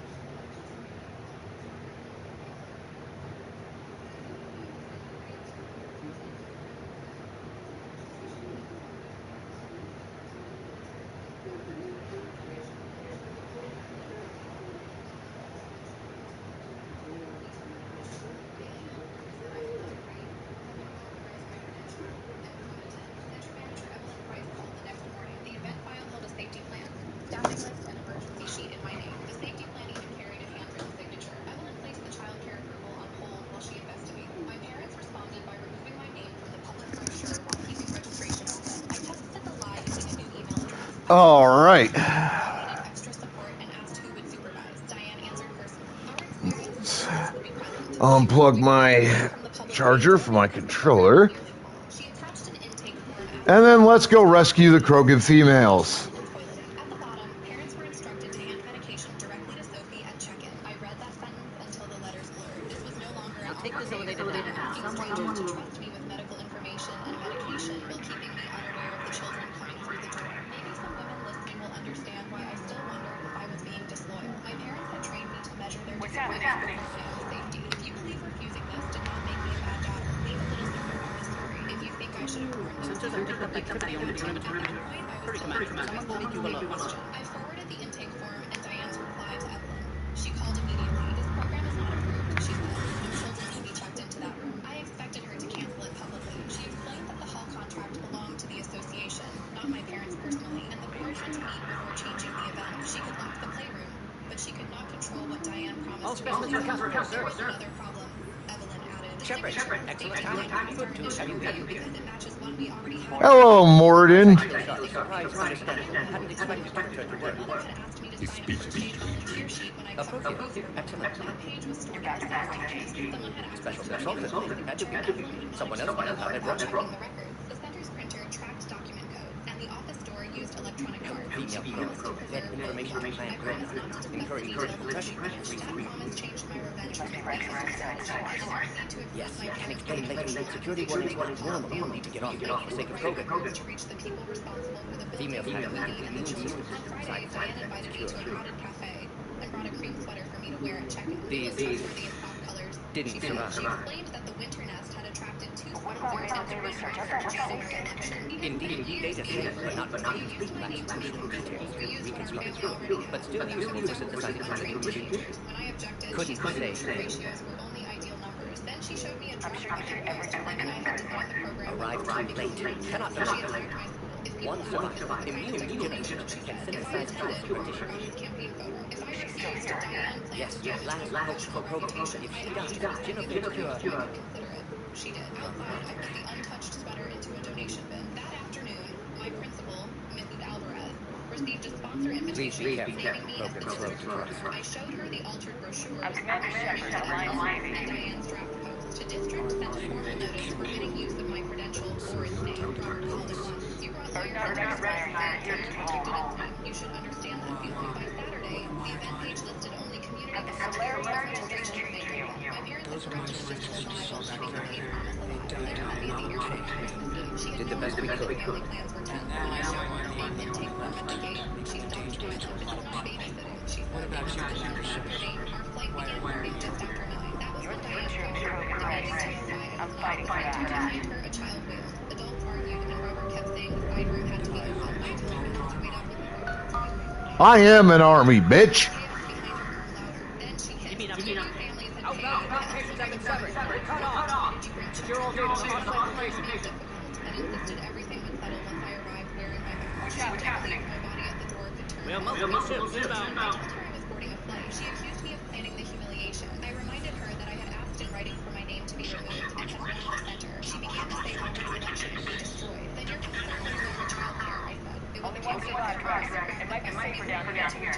Saying a real estate sponsor was threatening to make me kill him. I asked whether he had opened the playroom despite Evelyn's call. He did not answer. That silence told me. I ended the call and sent Evelyn one line. They are attempting to kill me. Then I switched out my phone before walking onto the plane.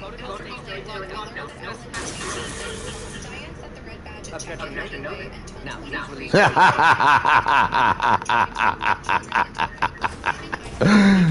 Fucking Moradin. Mrs. Alvarez arrived, saw my district number on the badge, and removed it from the table herself. Paying parents, you'll see Tachanka again, I promise. We're now looking at the association refunded every child care fee. Some families left, others kept their children with them. Robert's campaign speech was cut. When Diane posted that work stress had made me withdraw, the district answered that I had never been affiliated with the event and had warned the venue in advance. She was leading to post to walk up this morning in Santa Fe. Evelyn wrote that the work was reserved for a January board meeting. I chose to attend until then. Organization. Strategic silence felt different from fear because the facts kept moving without me. Marcus called on the day after Christmas. He had found the early microfilm at Open River.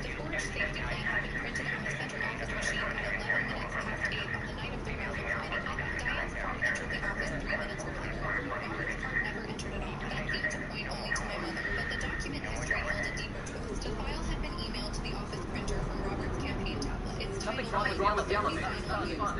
There, right now. The printer queue under a different title. Sponsor requirement draft. Marcus could not send me the files, but he told me that Glenn placed them in the board pack. Metadata showed Robert had created the document weeks before I overheard them. Diane had copied my own signature to his own volunteer sheet and pasted it into the first draft. When it looked blurry, she traced it by hand onto the printed version. They had not made a rush to function because it's literally chemical. They had designed the winter nest around my credential from the beginning. The final motive appeared in the payment ledger. The family child care fees were not deposited into the association's general fundraiser account. Robert had directed them to a temporary campaign hospitality account he controlled, then used part of the money for sponsor gifts, engraved signs, and a photographer. The children were not merely a problem he wanted me to solve. They were the source of the polished campaign he wanted me to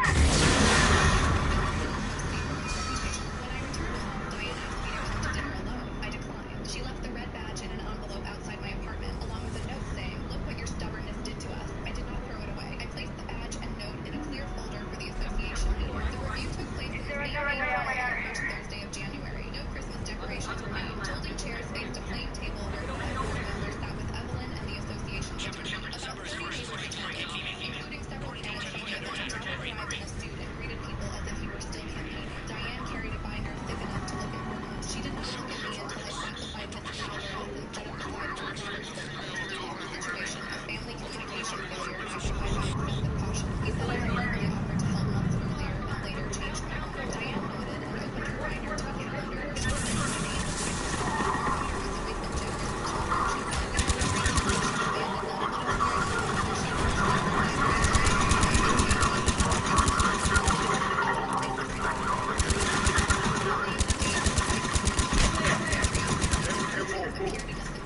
There was no dramatic music and no shouting.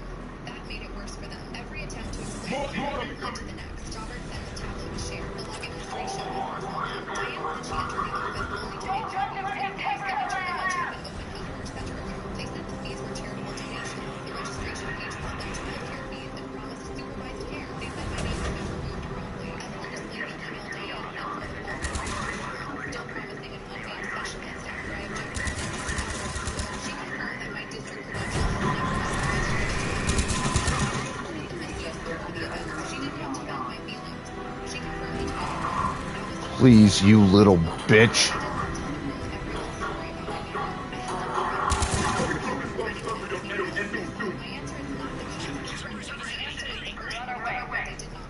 I placed the badge over Diane's note inside the clear folder and gave it to the attorney. The board recessed for 20 minutes. Robert tried to approach me in the hallway, but Clara stepped between us. She did not threaten him or argue. She simply said, "The meeting is still in session." For once, the person who loved me did not ask me to make the moment easier for everyone else. The board removed Robert as a then chair with an barred him from association office for 3 years. Diane lost access to the central office and registration.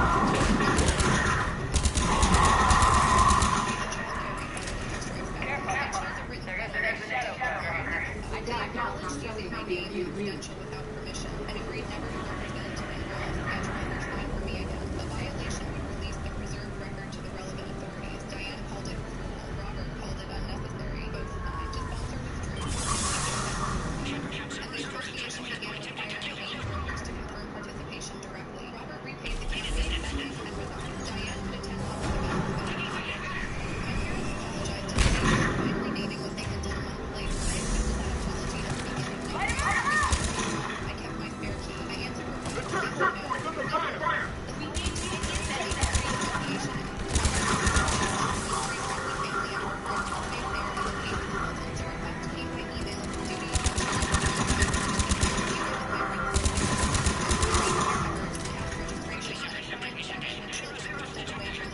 Parents remained in the building. Marcus handled checking. My name appeared only after I approved the final script. Diane and Robert came to the fair. They stood in line like everyone else. My mother glanced toward the staff door, perhaps expecting it to open for her. It did not. At the end of the hour, I removed my new badge. It was blue, issued by the association, and accurate down to the last word. Sophie Grant. Paid program. Pokeballs in chat.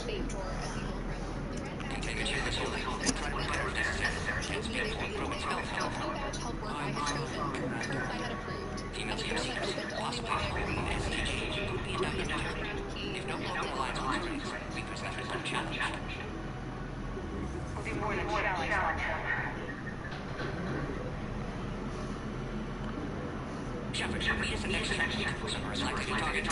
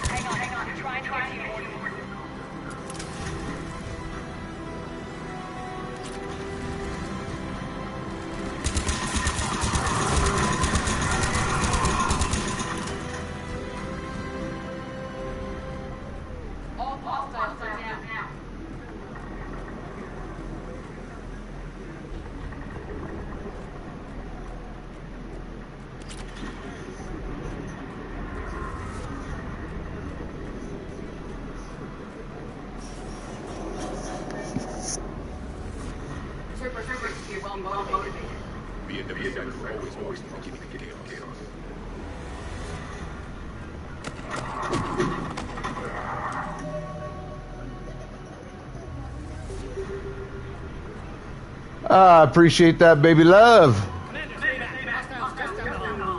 You're still short. Is there an easier way around? You could do that.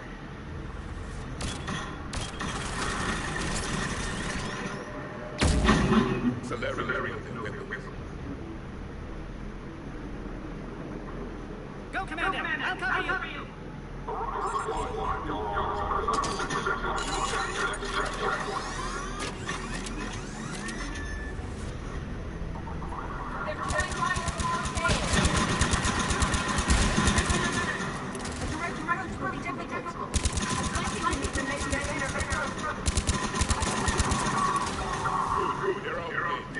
The next checkpoint should be nearby.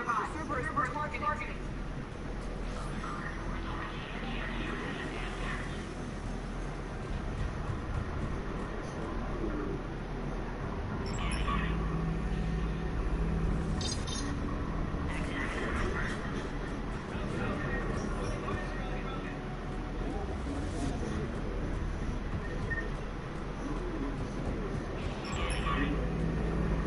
All right, let's ride.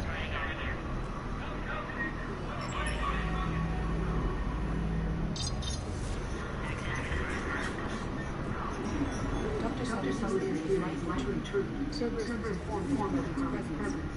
Their response time is rapid. Every message trace.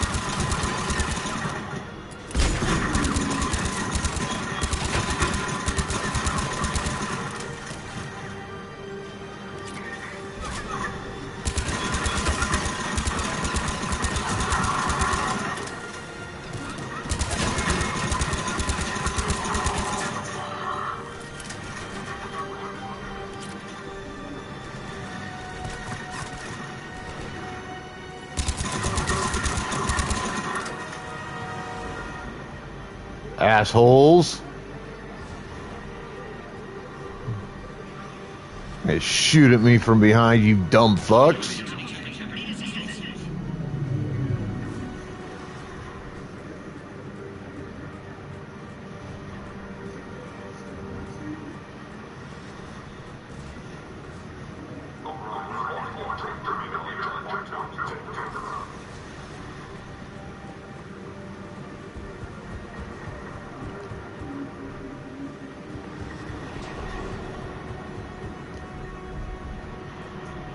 Shit.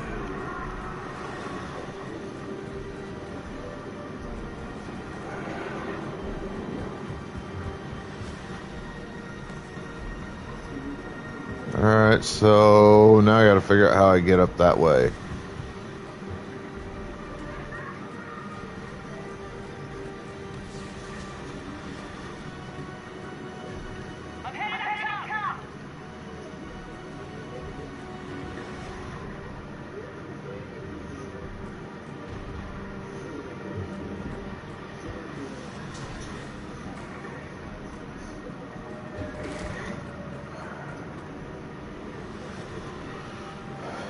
How the fuck?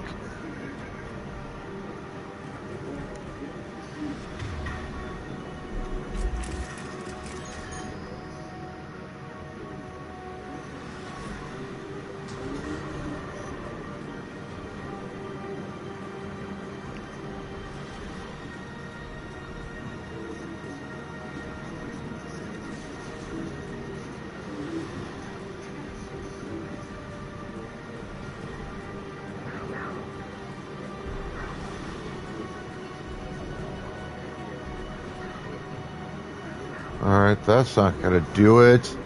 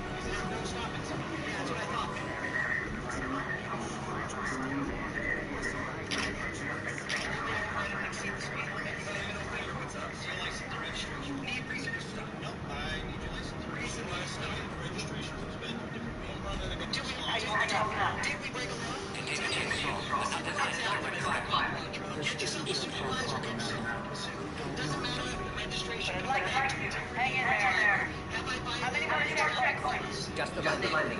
Hope bird not registered. Wait.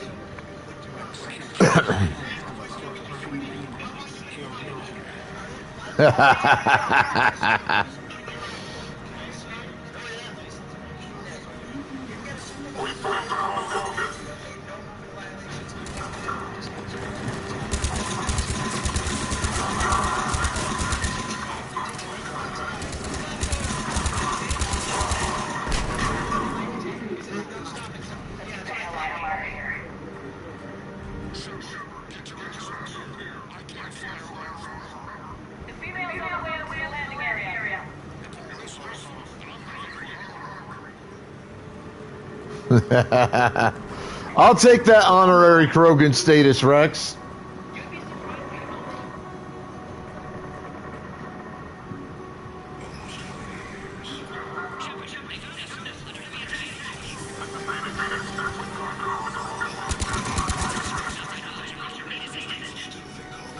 Working on it.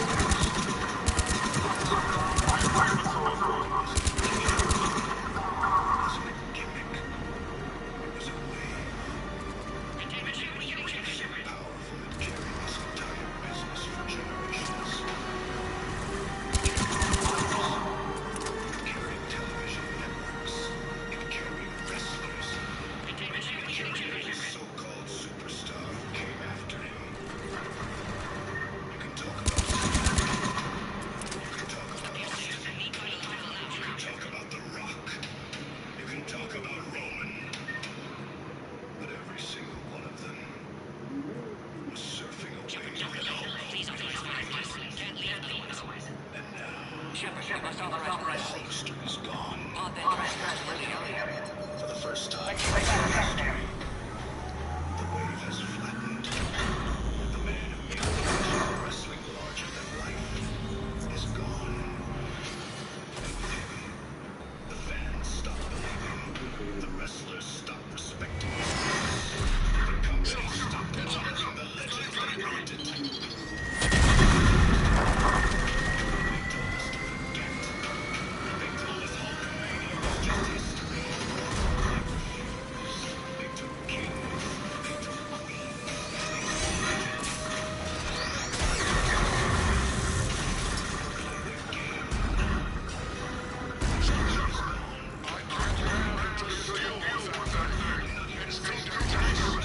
I'll handle it, Rex.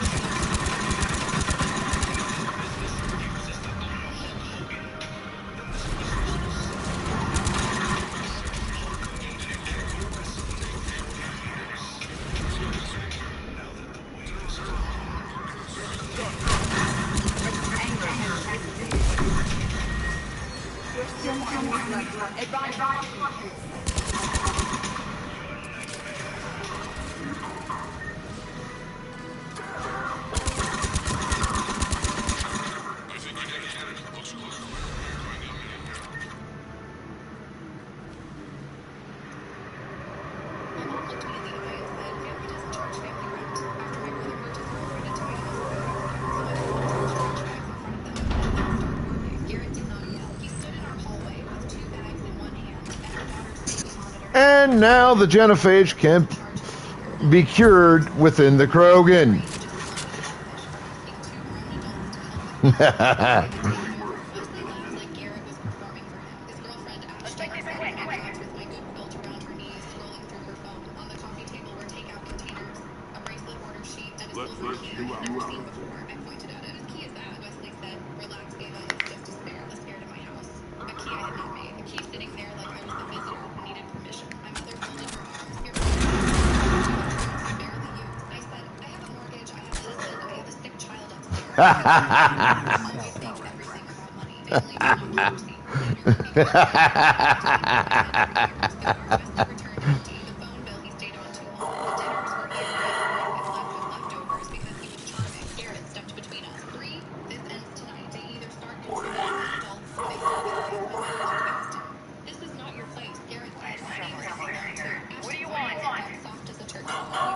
Pokeballs out.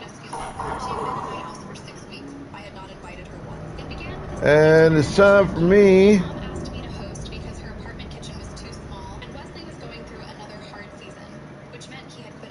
to begin the process of moving the OK Express on down the tracks.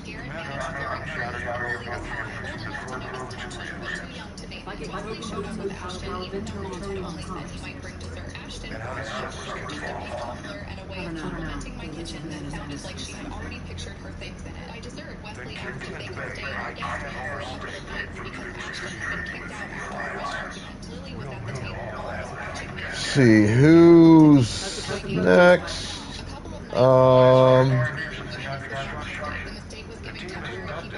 Nice though. You in here?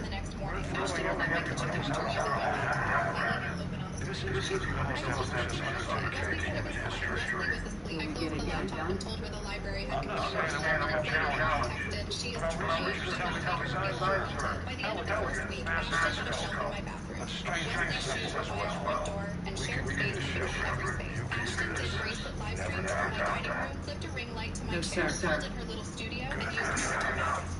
My porch became Wesley's smoking spot. My refrigerator became a place where people took without asking. Then Lily's school called. Her teacher, Mrs. Hanley, said Lily had drawn our house and told the class. My uncle and the shiny bracelet lady live with us because my mommy has too many rules. That night, Lily admitted Grandma had said it. I called my mother from the laundry room. Do not discuss adult problems with my child. Mom sighed. I always said some people need compassion. You told my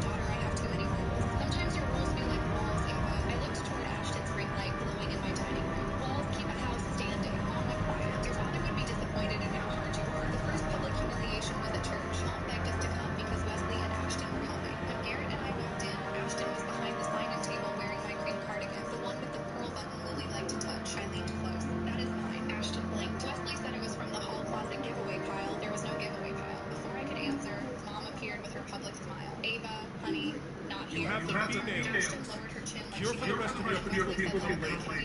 How can we do the reinforcements now?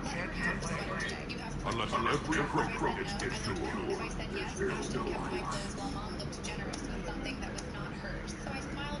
Warden, how long will it take to finish the cure?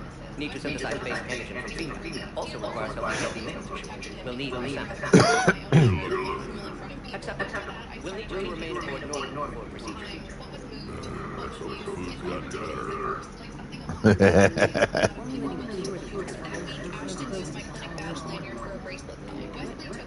Of course. Similar to genophage modification. Working against all alteration. We'll need to counteract that shutdown your nervous system, adjust your transmitter levels. Got it. We'll create don't need to worry. That night, Garrett told them they had until the end of the month to leave. Wesley shrugged. Ashton said applications were expensive, and Mom called 10 minutes later. You cannot put your brother on the street. He is not on the street. He is in my guest room using my address. Mom's voice softened, which somehow made it worse. You sound jealous of her warmth. Some women make a house feel alive. Alright, so I gotta pass the OK Express off to OK Chaos Gaming. If you wish to remain in my chat, you're free to do so. If you wish to come on back, I will be on for about 2 more hours. But let's get this raid going. That's handled. And then I'll continue playing. Alright, so for those of you who come back, I will see you shortly after the raid's done. For those of you that choose not to come back, that's okay too. I appreciate you being here in the first place. It's awesome. Either way, I'll see you motherfuckers later.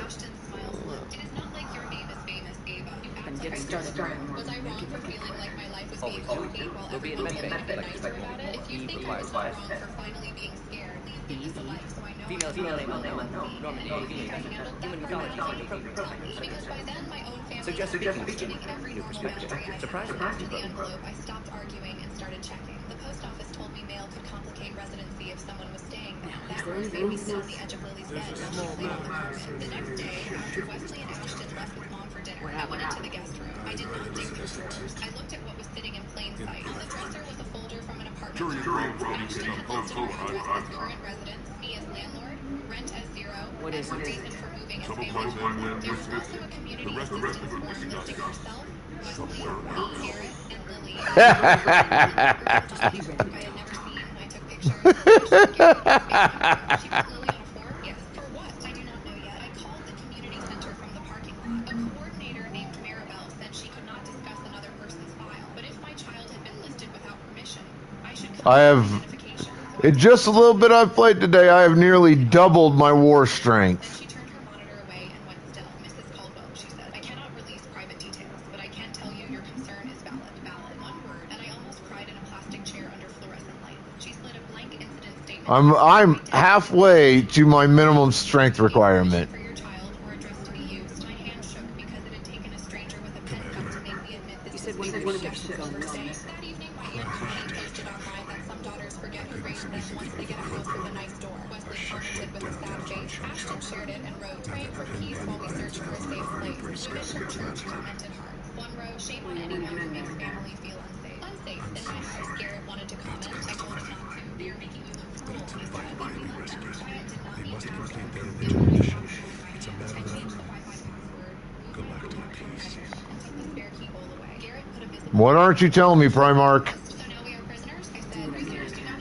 I appreciate it.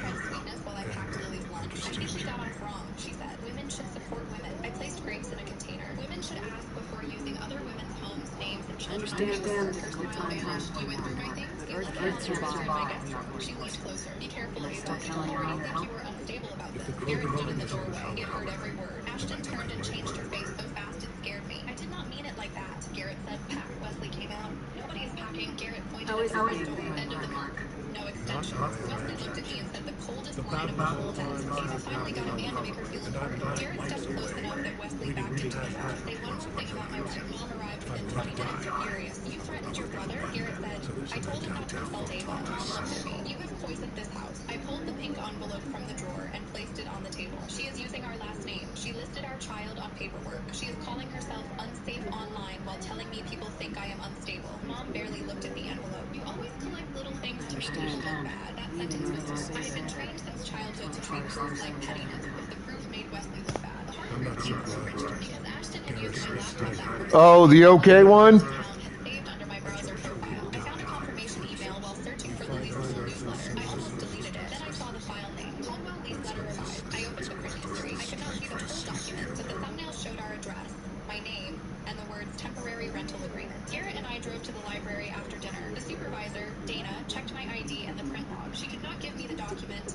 but she printed an activity receipt with file names and timestamps. The file names told the story. Caldwell Lee's letter arrived. Proof of residence, Ashton Caldwell. Full support statement. Church comments, screenshots. Pity was not just emotional. It was evidence of our hardship story. The reveal happened at a housing resource night in our church fellowship hall. Mom insisted a neutral advocate could help us settle things with compassion. Garrett told me not to go. I went anyway, carrying the blue folder with the pink envelope, screenshots, Maribel's statement copy, and Dana's print receipt. Round tables were covered with red help pamphlets. Connie sat by the coffee like she was supervising moralities. Ashton walked in wearing my cream cardigan again, with the pearl button replaced by a cheap plastic one. She sat across from us, opened her own pink folder, and told the housing counselor, we have been staying with family, but the environment turned hostile. We are trying to leave safely, but Ava keeps threatening. It happens sometimes, but I'm easy enough to find on Twitch. Not like it would have taken a whole lot of effort to get me back. They used my address, last name, and daughter on paperwork without permission. Documents were printed under my email creating proof of residence with my name. Ashton laughed softly. That is a serious accusation. I slid the receipt across the table. Mom whispered, Ava, do not say this here. I looked down at the newspaper for witnesses. The advocate read the receipt. Maribel leaned forward. The advocate asked Ashton, did you submit a document claiming written support from Mrs. Caldwell? Ashton lifted her chin. I submitted what Wesley told me was fine. He said his sister would help if people stopped judging us. Wesley's face changed. The advocate turned to him. Did you prepare a legal letter? No, he said to her. Maribel opened her notebook. Our office received an application using this address and household. The file is under review because Mrs. Caldwell stated she did not authorize children or minor child or address. Ashton stared at her. You told her that? Maribel's voice stayed even. Mrs. Caldwell had every right to refer to address involving her child. Connie stopped stirring her coffee. The public mirror had arrived and nobody had to shout. The advocate asked why Ashton used my last name. Ashton said shipping consultancy. The advocate asked why church comments were printed. Ashton said they showed hardship. Maribel asked why Lily was listed. Ashton said Wesley filled that part out. Wesley snapped, do not put this on me. Ashton turned to him. You said your mom wanted us to look like a family unit because it would make the application stronger. Maribel made a small mouth and looked at the table. There it was. She had to bring my home into proof that Wesley was stable. My name, my address, my child, my church symbol, all of it had been used as a stage for Mom to keep pretending her son only needed one more check. The advocate closed the paperwork. We cannot proceed with documents under review. You will need to reapply with Reaching out to the program for help must be difficult for you. Ashton said, so because she had been we fixed our appointment. Maribel answered before I could. No, because paperwork has to be true. I wanted to cry for relief. Paperwork has to be true. So do families. Mom followed me to the parking lot. Ava, please, I did not know it would go this far. I held the blue folder to my chest. You knew enough to tell me not to leave me. She looked smaller under the light. I wanted your brother to have a chance. You gave him mine. I got in the car before her tears had become another job. Of course. Next morning, Garrett changed the lock after confirming they were not. You know, if you don't want ads, there's an easy way to fix that.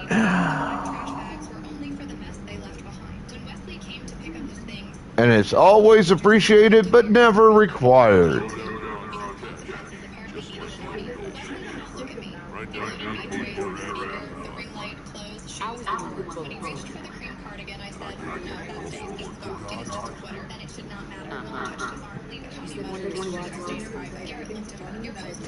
She had no answer. Church changed after that. Mrs. Hanley stopped me near the children's hallway and said, I believe the softer voice. I am sorry. That stayed with me. Ashton sounded wounded. I sounded hurt. People Thought that might be church. shows that didn't hold it the match. I have a favorite past. She never It's big. Don't tell me about that. I made you feel alone. I denied her. She said, I'm sorry I used your phone to protect Wesley. That's when I answered. Thank you for saying that. Not I forgive you. Not come over. No, you're fine. Just thank you for saying that. Wesley moved into a weekly hotel after Ashton left to take over. The community center flagged the application. The apartment complex denied the file because the residence letter could not be verified. Ashton laughed to me after one last quote about women who do not support women. I did not respond. The pearl That isn't cardigan a turned up weeks later in the dryer folder, scratched but whole. Lily held it in her palm and asked if we could sew it back. I told her yes. Mom now visits by invitation only. She knocks every time, even when she knows we're home. The first time Lily ran to the door and wouldn't get off the porch until I said, "Come in." It was awkward. It was not necessary. She brought muffins and a sewing kit. After lunch, she sat with Lily and sewed the situation back onto my cardigan. Her hands I'm still getting out of work for me.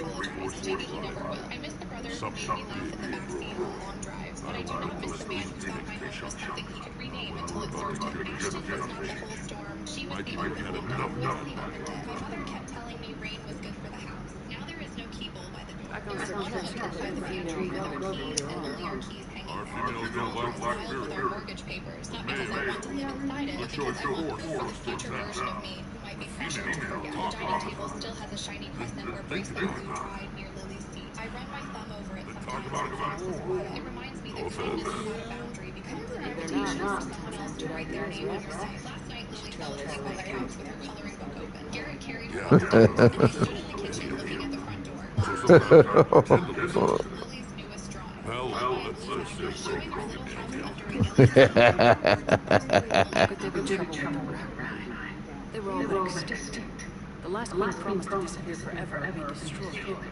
Watch this. I know, it's there. Pouring coffee on me. That's how we treat trash. Everyone reported. May not be a rat. They posted the video online. It went viral. Then people recognized me from Forbes. Now Crawling up some rock. the story people got wrong. The coffee was poured at a donor breakfast for the Hartwell Family Foundation. That's it The for now, champion's Rat. mother, Let's Diane, get back to presented as work. proof that our family cared about you. Anytime. The person she called trash had quietly Shepherd? paid for most of its work. I had arrived because the foundation was about to approve its largest grant ever. I was not in the printed form. I was not seated at the head table. My mother had told me to come through the kitchen entrance so the important guests would not see me. I still came to the call. My younger sister told me to Who am I to hide? and covered the name tags with her heart. You're not on the list. I'm a trustee, not this morning. Behind her, my brother Colin was telling a local developer that he had personally secured the foundation's new community center. Colin had never secured anything. He had sent 3 emails and copied our mother on all of them. I showed Tessa the email from the foundation's attorney asking all trustees to attend the vote. She read it, then turned the screen toward the wall. Mom changed the agenda. She whispered, "Just sit somewhere and don't make this difficult." That sentence had followed me since childhood. Don't make this difficult meant accept the wrong room, the wrong story, the wrong share, and smile while other people took credit. I found an empty chair near the service doors. The blue ledger I had brought with me stayed inside my bag. It contained every grant I had funded during the past 8 years, every matching transfer, and the names of the families the foundation claimed to serve. I had not planned to open it that morning. I only wanted answers. 6 months earlier, Mabel had written me a thank you card after the foundation paid for her wheelchair. She drew a blue door and wrote, "You made our house open." I kept that card inside the ledger. My mother knew about the card. She had laughed when I showed it to her. "Children thank whoever signs the check," she had said. "That doesn't make you the face of anything." At the breakfast, she was already giving a speech about compassion. She wore the pearl necklace my grandmother had left me, even though I had never received the jewelry box. Diane spoke into a microphone while servers placed coffee cups beside silver trays. "A family foundation only works when every member understands duty," she said. "Some people want the benefits of belonging without showing the discipline." Her eyes found me. Colin smiled. Tessa looked down. My Aunt Rebecca raised her phone before anything had happened. The foundation's executive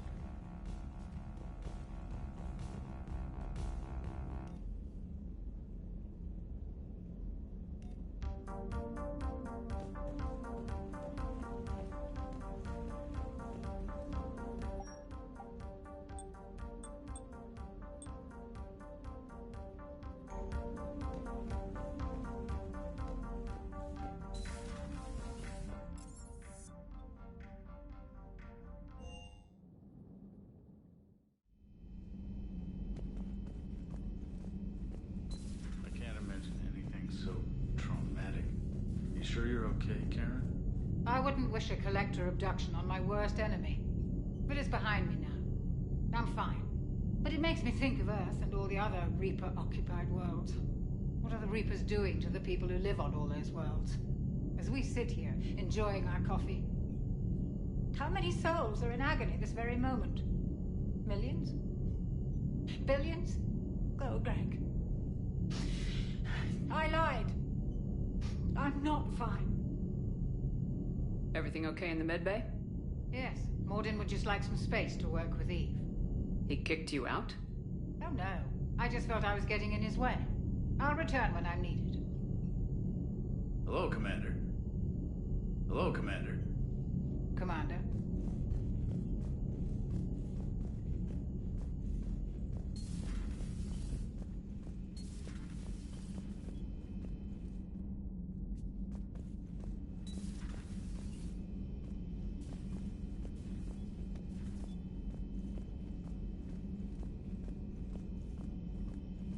Aware Krogan females find scars attractive. Garrus loyal, reasonably intelligent, bit aggressive, almost like Krogan. For the third time, Doctor, I'm not interested. Ah, Shepard. We were just... Are you okay? I'm fine, Rex. You can relax.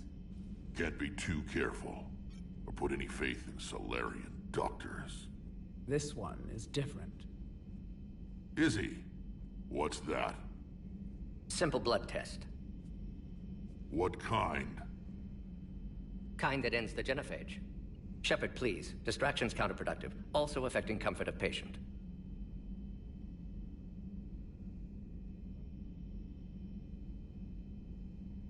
He was your inside source, Rex. You can trust him. Solarians have minds like a maze. You never know when they're leading you into a trap. Trap? Eve's release my doing. Would never have known about her if not for me. That was then. But she's out now. And if she gets hurt, I'll feel it. Understand. But my patient, my responsibility. Her welfare a priority. Will not allow her to be compromised by anyone. You got a quad, Doctor. Keep her safe. Our females have endured enough.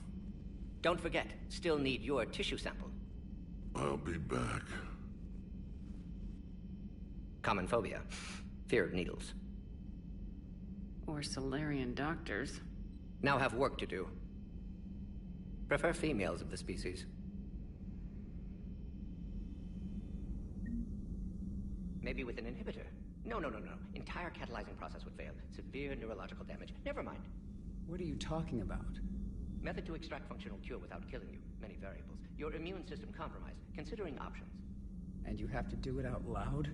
Yes. Auditory learner. Need to hear self think, simulate conversation to promote new ideas, maximize productivity. But you're talking about me dying. Oh, apologies. Medical details causing emotional distress. I hadn't considered effect on patient. No, it just means I can't sleep. Doing my best to keep you alive. Will avoid sensitive subjects.